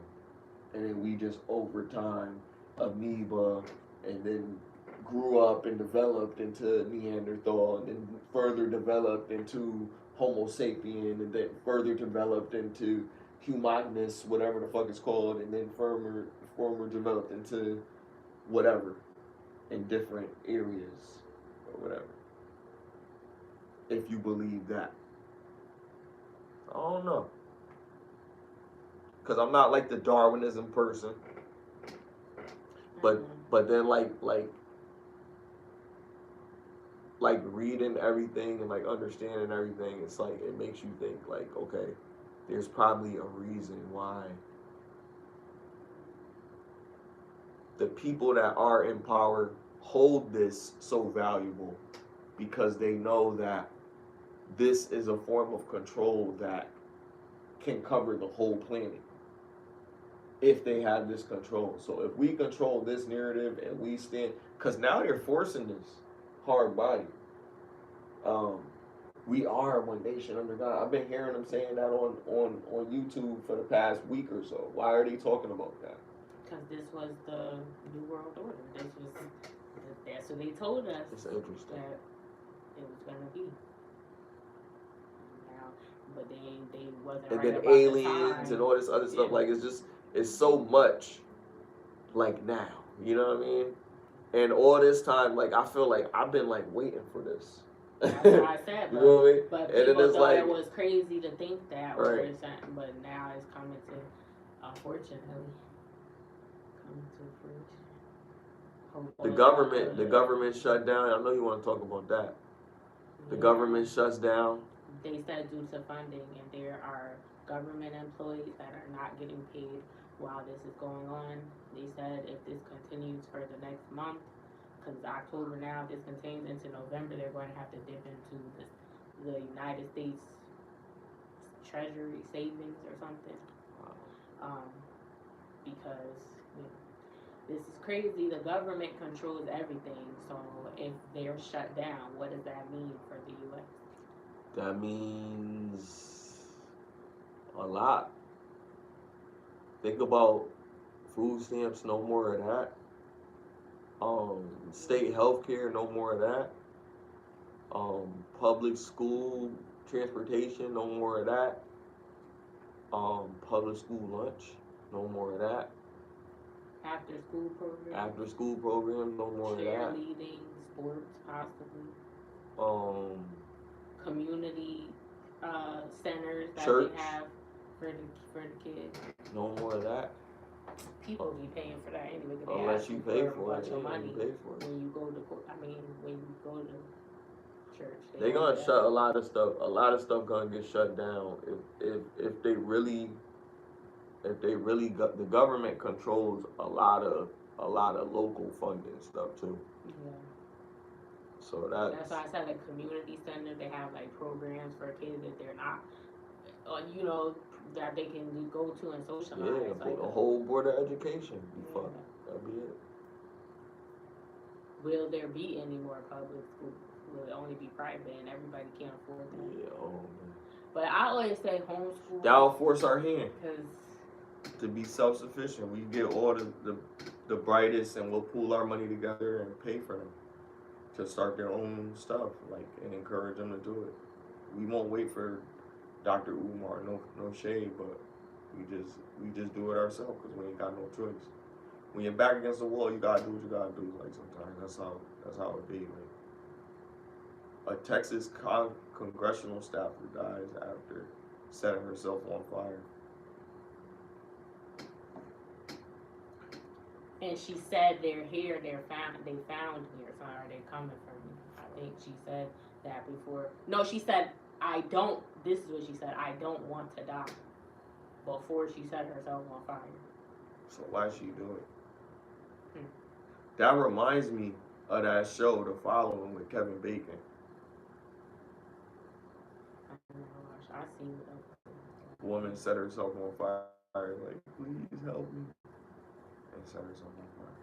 I want to read this because so I can know that is the right one. What is she, a congressional woman? Texas congressional staffer.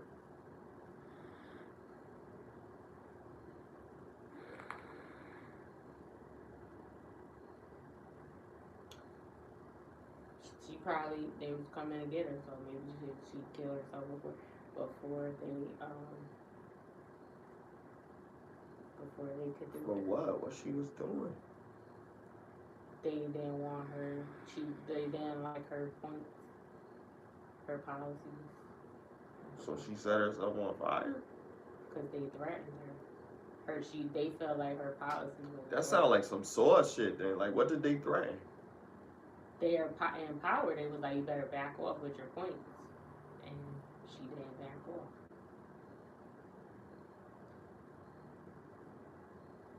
Her name is Regina Santos Aviles.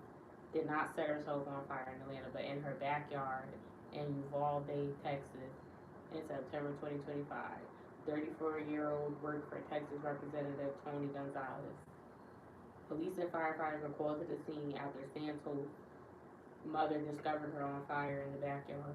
She was transported to San Antonio Hospital where she later unalived.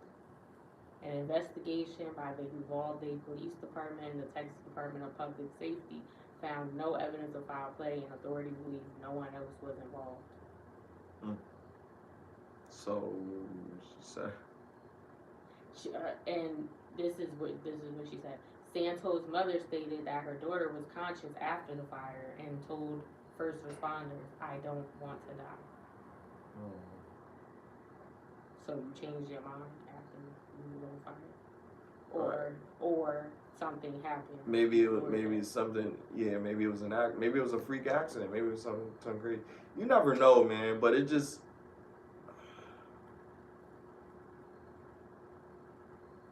Like a conspiracy theorist would be like, yo, like, well, why her? Why now? Congress shut down. You know what I mean? Like, or the government shut down. Like, I don't know. I don't. If she says she don't want to die, I don't think she just did it on purpose. I think it probably could have been an accident, but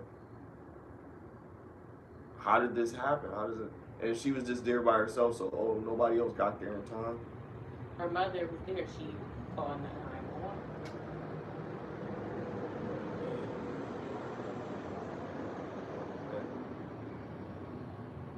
It's terrible.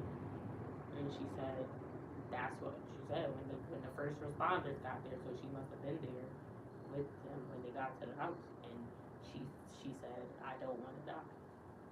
After the people arrived. So I don't know. Maybe it was an accident. Oh, my heart goes out to her. I don't care what her political shit was. That's sad. Whether it was an accident, and it's more sad that she did it on purpose. And why? I wish we could know more information, but they probably don't say nothing else about it.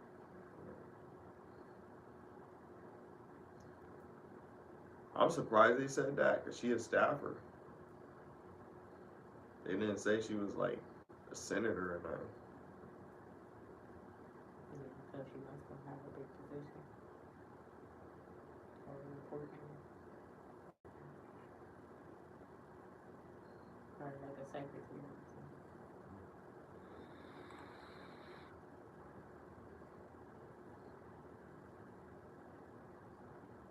it's a shame. Every other day somebody in Congress or that's involved with politics or something keeps passing away. Somebody set themselves on fire a few years ago too, in front of the White House or something. I think this guy. Oh yeah, I remember that. Yeah, that was crazy. I think that's when who was the president at the time when that happened? Was it Barack the president? I remember that too, but I don't remember who was the president. I don't think it was Trump. Maybe it was Biden.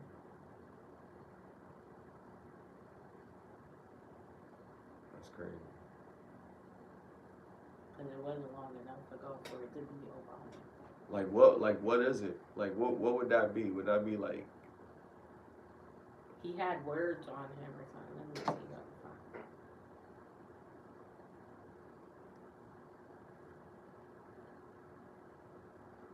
Like, this is my pledge to you. Guy sets himself on fire in front of the White House.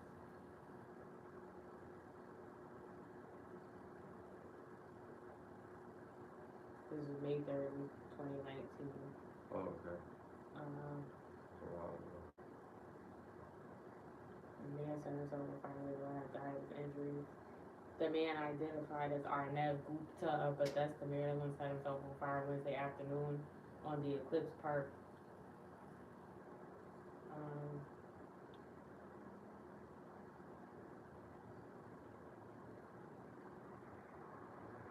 He was missing. I don't think that's the person. There was a dude that did that, yo. Yeah, but was it in front of the courtroom or was it in front of the White House? Oh, maybe it was in front of. Oh yeah, maybe it was the Trump on trial. The Trump trial. Yeah. That's when it happened. Yeah, I remember that. That was crazy. See, and somebody set themselves. That's a whole nother story that I just read. They said that guy was missing prior to that, and then they found him, and he set himself on fire. I mean, he came back and set himself on fire. People, I don't know what's going on.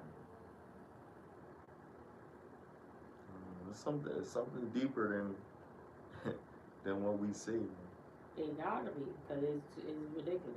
I don't worry about it because listen, life is already like, as a black person in America, it's already a lot of shit I gotta worry about. So I fight the battles I could win.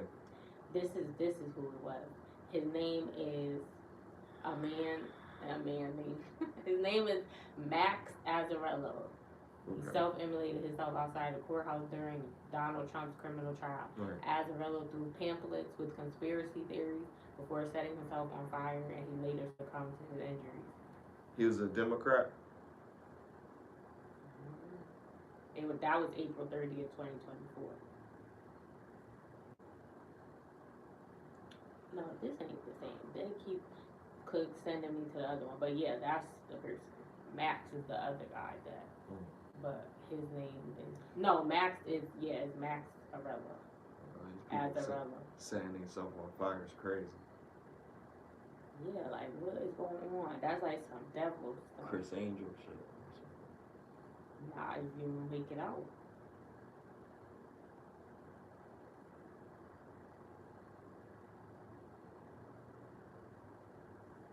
I don't know, man.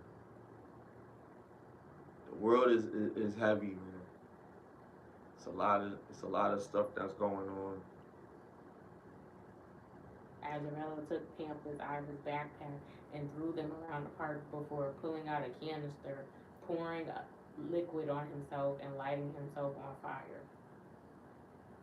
And that's like torture. And an NYPD chief of department, he's witnessed that. He was the one who gave that statement. Like, it don't happen fast. Like, and threw these pamphlets around the park and then immediately set himself on fire.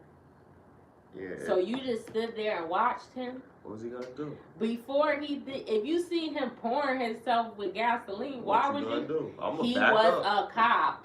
Yeah, he could have got to him. Handcuff him and get burned on fire. He could have handcuffed him. You gotta run. You gotta be there quick.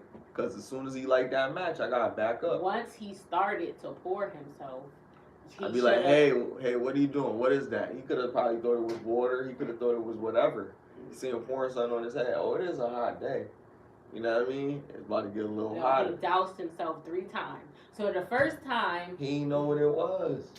He thought he was a performer. What was this, in New York? No, it was in D.C.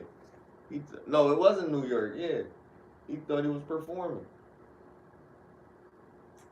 They be performing out there, just to get attention. It was a regular person. Yeah, but I'm saying, New York City.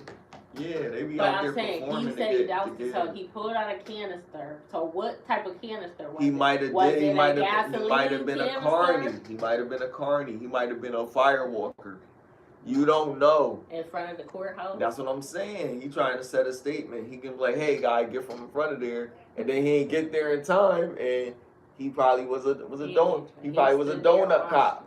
And he couldn't get there fast enough. No, he watched him and he waited. Because how long it take for you to pour something on yourself? He did it 3 times. Yeah, that takes. He said he doused himself 3 times, so that means he probably was. He was getting his donut. He had 3 finished his donut and he was like, "Yo, this dude, what? Are you serious?" And then he was wiping his hands.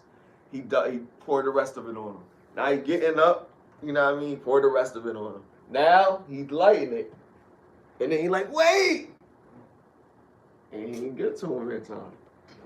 No, if I'm a cop, you're supposed to pay attention. What you gotta do? I wanna know what you gotta do over here. You're supposed to pay attention to certain things.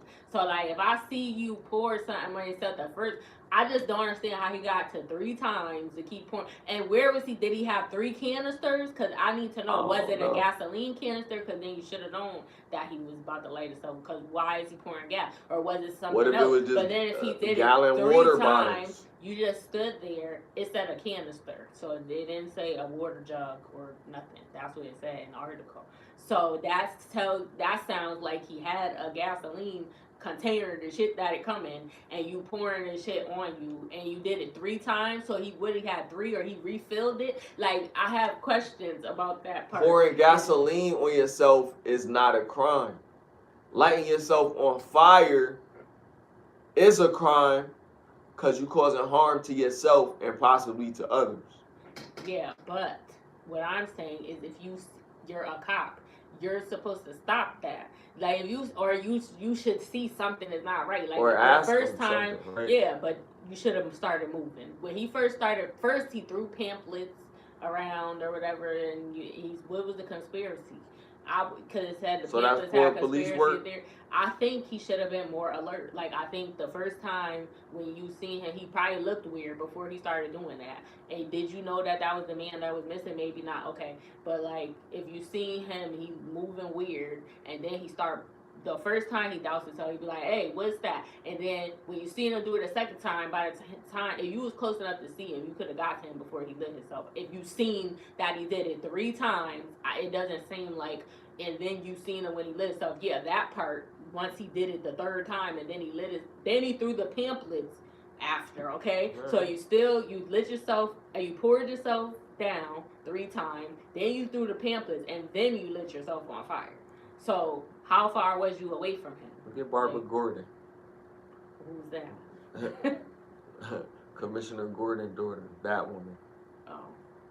No, really. I just that feel like girl, he could have, if you were that close to him and you sat there and watched, it's like, it's a quick amount of time, but you're supposed to be quick, you're supposed to be alert. I feel like it possibly could have been prevented if you were more aware, because that, for you to notice that he did all of that, and you were close enough to see all of this happening or whatever, then I feel like you could have possibly stopped that from happening. And that's your job, is to protect people even from themselves.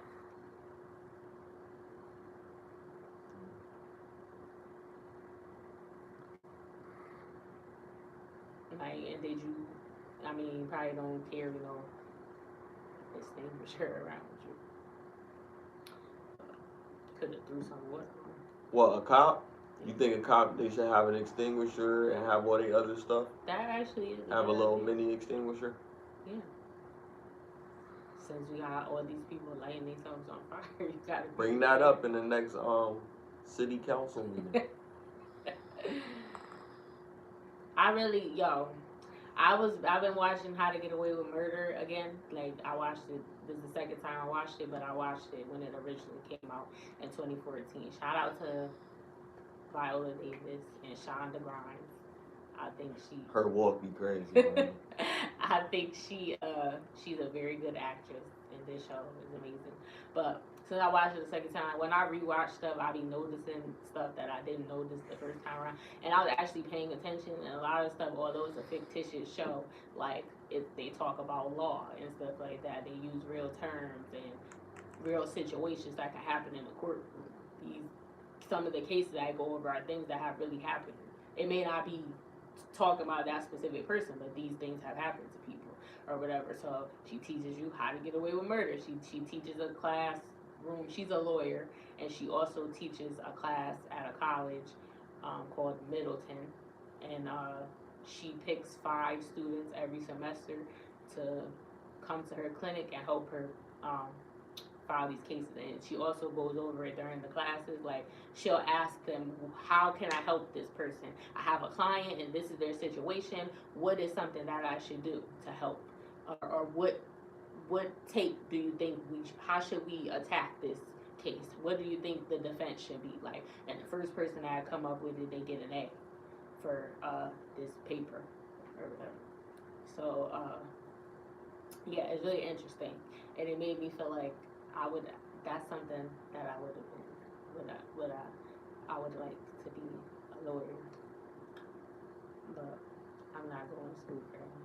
So if I had the money to pay for it outright, then I would. But why don't you just learn things about it independently, like read certain books and do those like little quiz things that shows you like pre-bar questions and stuff, and then like just do that for like a year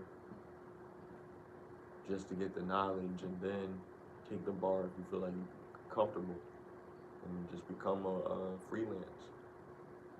I'm about to say that if you work for somebody, I think you would have to actually have a law degree too. You can't. I mean, you can pay and take the bar, but to get a job. Some of them might be like, yo. And if you open a clinic or something working for, so you probably would need a law degree too. Maybe you need paperwork, because then you're gonna just work by yourself. You're gonna have people come work for you. That's how you grow the money. Probably could, yeah. You probably could have people work for you. That's credible work.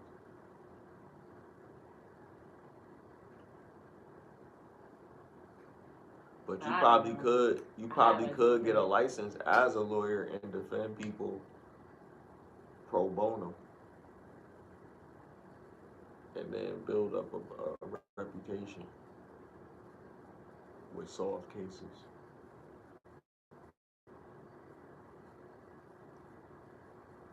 Nah, but they don't even let you. That's against the law. If they find out, even if you're telling someone like stuff and they didn't actually see you like in court, they know you know the person and you're giving them, helping them with the case, and you're not, and you don't have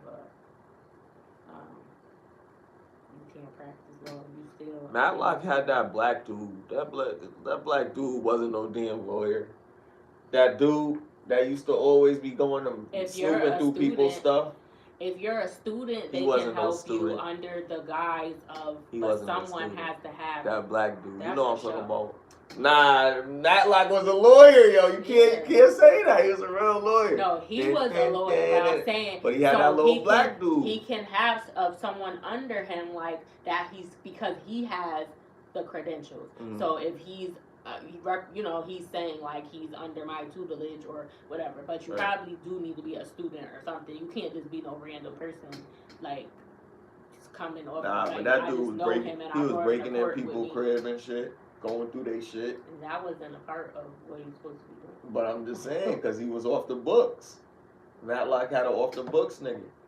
It was like Frank on How to Get Away with Murder. Yup, everybody had a Frank.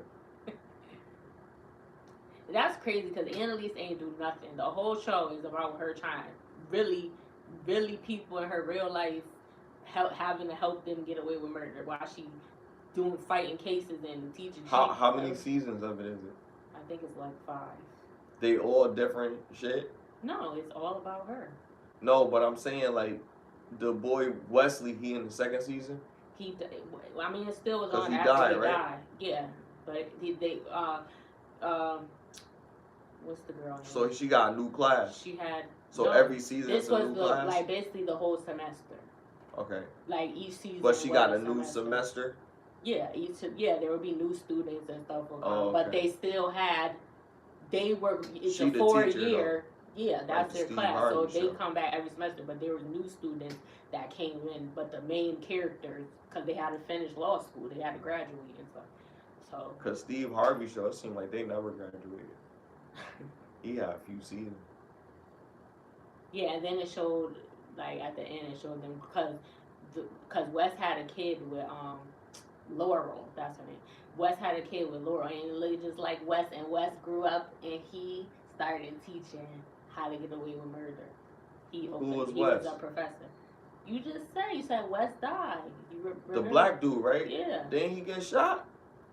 Yeah. So how he had kids? No, he got the house burned up he because he was shot. sleeping with Laurel before that happened. That wasn't in the beginning. That was like a few seasons into. Nah, he was walking down the street and he got shot. No, he burned in the fire at the Who house. got shot Somebody walking set down the street? Somebody got shot. It must have been. You must be thinking about something else. I just watched it again, Dwayne. You ain't seen it. So you ain't see the whole end of it when Wes got shot? Yes, I watched 5. He didn't get shot. Wes. How he died was in the house. Somebody killed him in the house and set the house on fire. I thought he got shot outside. No. Somebody did get shot. Bonnie and Frank got shot at the end. But did Asher get shot? No, they killed Asher too. He didn't get shot though. I don't know who you talking about got shot. But Wes died in the. Somebody killed him first, and then they set the house on fire. That's how Wes died. Hold on now. I just watched it last week. I just finished watching it again. So I don't know why you're reading it when you know when that came out in 2014. If I just watched it and you ain't seen it since it first came out, then how you gonna try? He got shot. I was watching it. I seen him get shot in the street. No. Yeah, see? Hold up. Shoot, no.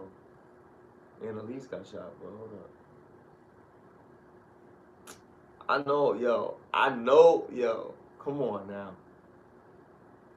I'm about to find this. No, his father got shot right next to him. He was standing there, and Frank. Oh, that's what it was. When he was on the street? Yeah, they weren't in the street though. They were standing at the curb because he had just found out who his father is. Remember, he was an orphan.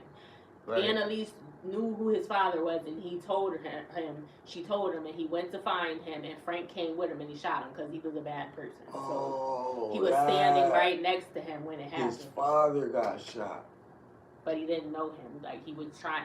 But that was in the street, though, wasn't it? They were standing on the curb. It wasn't in the street because the guy came out of his building, out of his work, his office, and Wes walked up to him. I thought that was Wes that got shot. No, he was on the phone, so he was standing right, like blood got on him and stuff. He was standing right there, and he was like, what do you want or whatever or something, because he didn't know who he was, and he was like, but Wes didn't die. He died in the fire. Somebody killed him after in he the had house. Kids. The kid wasn't born yet. She didn't even know she was pregnant. She was in the house too when it happened, but she lived. Laurel lived. They brought her to the hospital, but somebody killed Wes before they set the house on fire, so he was already dead. You know Wes from Harry Potter? I never watched it. I never watched the full thing. I seen one, and they were playing Quidditch, and I do want to watch it, but the movies are so long. He was one of the younger Harry Potter kids when they like first started. Cause he an English kid. He English. Yeah. But no, I never watched the full movie. I had the book, The Goblet of Fire on Valerie. I got it for me. That's the 4th one. It's a good movie. But I didn't even finish that book. Cause it's a new VHS came out too. A VHS. The movie. The movie VHS, yeah. VHS. Halloween. I don't really like that. You don't like them? I love anthologies, man. I don't like Cause it's VHS. Like how? It's not a VHS. What the fizzle? I know. No, you know what That's I the mean. name of the movie. It's like Paranormal Activity. The way they filmed Nah, it. they did this. How did they make this? Because it says VHS because it's supposed to be like from the 90s. No, I know, but I watched it before, and one of them this was this they were was like good. recording with a regular. Yeah, they're recording with a camera. Yeah, I don't. It's that. I don't like that. That's what I'm saying. So This I it was only good, watched. though. I think I seen. Because it looked real, like when they do shit. I think I seen 2 of them, but I didn't really like it. I just watched it just because I like. This one's supposed to be all like Halloween, like people going trick or treating. So a girl using her cell phone, recording with her phone, going trick or treating. Yeah, I don't like when they film like that. Cause they make it look low budget. But that's how they make it look real. Cause it don't look real like when it's a movie. You know, we know it's not real anyway. Nah, it do be real. Paranormal Activity really happened. And what's that movie? You was there? Blair Witch Project. You was there? I know somebody that knows somebody close. And told me everything. What happened? I know enough. I know not to do what they do. Yeah, I don't want to do that either, but I'm not doing no seance in the cemetery. I want to know, but I don't want to be scared. Have somebody do it and record it. Pay somebody to do it. Pay a bum to do it. Like, I don't understand. Like, yo, you so curious to do it, but won't do it yourself. Because Just I pay want a to bum find to do out the it. truth. It's going to be too late. I'm going to pay like, somebody to I was do it. saying, I went live on TikTok yesterday on our page, and I was like, I want to go to a real haunted house. But I don't want to go because I don't want it to happen. But I want to see if it's really ghosts or like, then I might not make it out. I think that'd be grimy, though. If you, like, pay a bum to go, like... You the one who said that. I didn't say Go tell have nobody this else. Ouija If joint. I don't want to do it myself, why would I send somebody else to do it? Because you could, like, put cameras there and have them do A it. camera ain't going to save them. Nah, but they don't want to be safe. They just want to drink. We got to tell them to stop. So maybe this will put a stop to it. I don't think I would do it. I don't know. Maybe. I'm curious. You know you're curious too. But you know what they say? Curiosity killed the cat. I'm curious. Let me know what's on your mind. Who sings that? That's an old song. I think that's Johnny Gill. That might It's not. before him. Oh, that might be I don't know. Thought it was one of the Jacksons, but it's not. I'm curious. Young Bumpy. That is not. That ain't his name, yo. That's new. I know. But I just read it because that's what Midnight is. It Midnight Star. That's Might be. probably new too.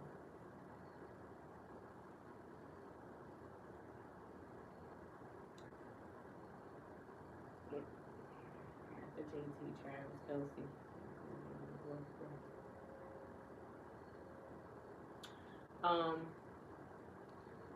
But yeah, it's a crazy world. I'm off snapping. This woman went on vacation to Africa with her friend, with just them two. She went to go get ice. She left out of the hotel room to go get ice. You know they had the ice machine in the hallway, and somebody kidnapped her. She woke up in the back seat of a car, and she don't know how she got. I'm assuming clothed her or something because she woke up in the back of. She didn't speak about how she got there. She just know she went to get ice, and then the next thing she remembered, she woke up in the back seat He was like, of a car, and then hey, she was trying. Can you smell this napkin? I want to know if it's closed. She ain't say. She probably. This is what I think. She probably went to the ice machine. She had her back to the rest of the hallway because it's probably a big hallway, in other directions. Like maybe it was another part of the hallway to the right of her, and then behind her, that's where she came from. So she probably had her back turned. He could have just walked up to her, put put his hand over her mouth, he ain't have to say nothing, and she ain't, if he crept up and she wasn't looking around. When I go places like that, or I have gone to hotels before and left out the room, like if I was on vacation or something like that, by myself, like I'll be looking around every few seconds. If I got my back turned, like went to get ice or something, I'll be looking around. If I hear something or not, like I still just be periodically checking, so nobody can creep up behind me. But like, yes, that's what happened. But she got away. She when she woke up, she kept trying to open the door and she was yelling help, and somehow she got out the car. I don't know how she got back to the hotel or whatever, but because it didn't say that either. But then her friend was like, help, somebody help me, or whatever, and they called 911, and I don't think they caught the guy. And she said they were kind of giving her a hard time, like when they was reporting it or whatever, like they wasn't taking it serious or whatever. So, gotta be careful when you going on vacation and things like that. You can't really bring a weapon with you, I guess, but shoot, you better buy like a little pocket knife when you're there or something to have one, especially if you're a woman. But something can happen to anybody, so you gotta be aware of your surroundings. I'm lucky that she got away and she made it back home safe. But yeah, it could have went a whole nother way, because who knows what he had planned for her. Like, because what you take her for, like, that's crazy.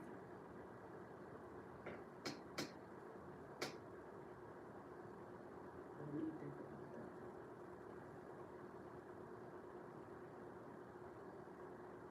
I think it's crazy. People kidnapping people.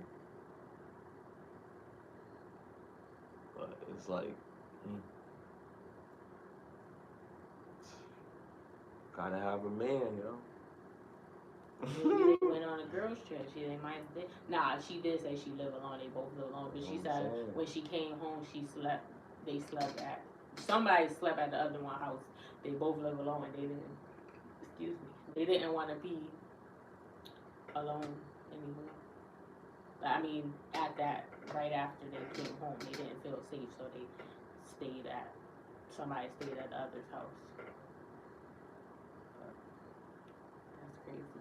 Yeah, I'm glad she made it out, like I said, and I hope they catch the guy and the other people that are doing stuff like this. It's wild,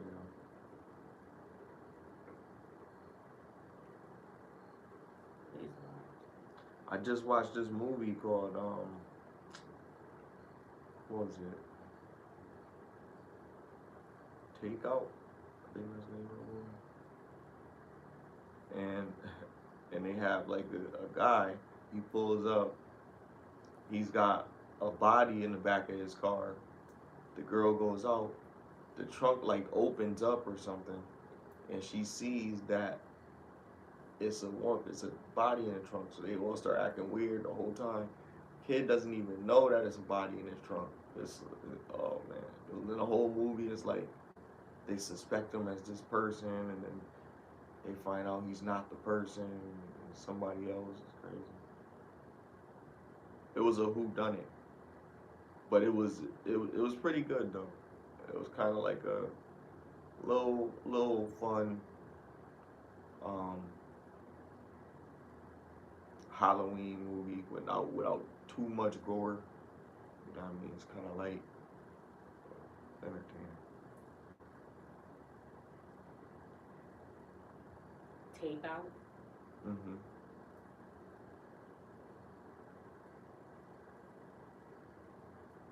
I finished watching it. And It's either Takeout or Walking.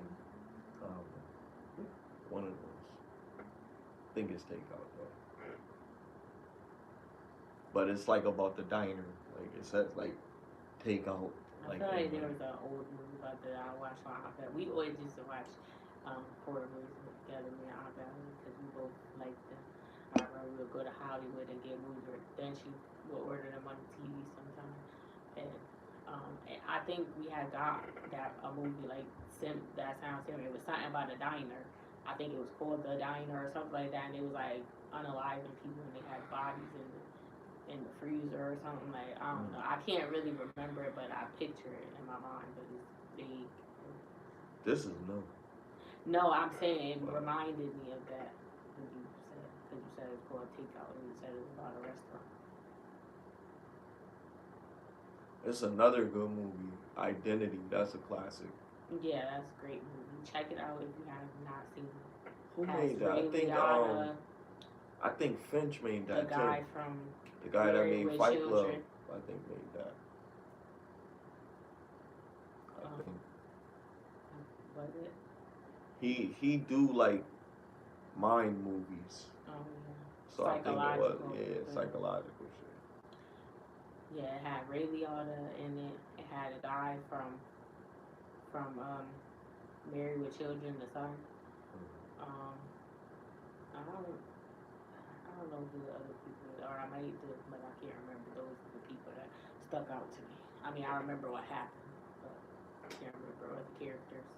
But it was really actually one person in the end. When you watch it, it was crazy. He made up all these characters in his head and was talking to himself and did all this crazy stuff. But you don't know that it's just one person until the end of the movie. Yeah, it was dope.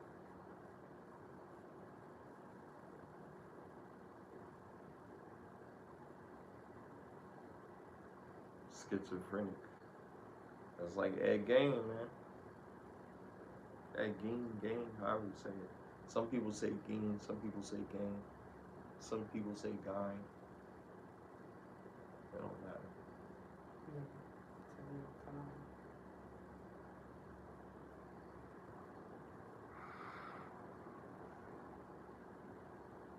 But that's it for me. You got anything you wanted to? No, I think we've covered everything. And once again, really appreciate you guys. Thank you for tuning in every Sunday. And some of you have been loyal and really need your help. So please, if you haven't subscribed, subscribe now. You're on the road to 5,000 subscribers. Please, we need help. We have a goal at hand. So subscribe, like, share, comment, and click the notification bell so you're notified the next time we post or go live. I'm Mahefa. I'm Smiley Jizzle. Yeah. And this is Get Lifted.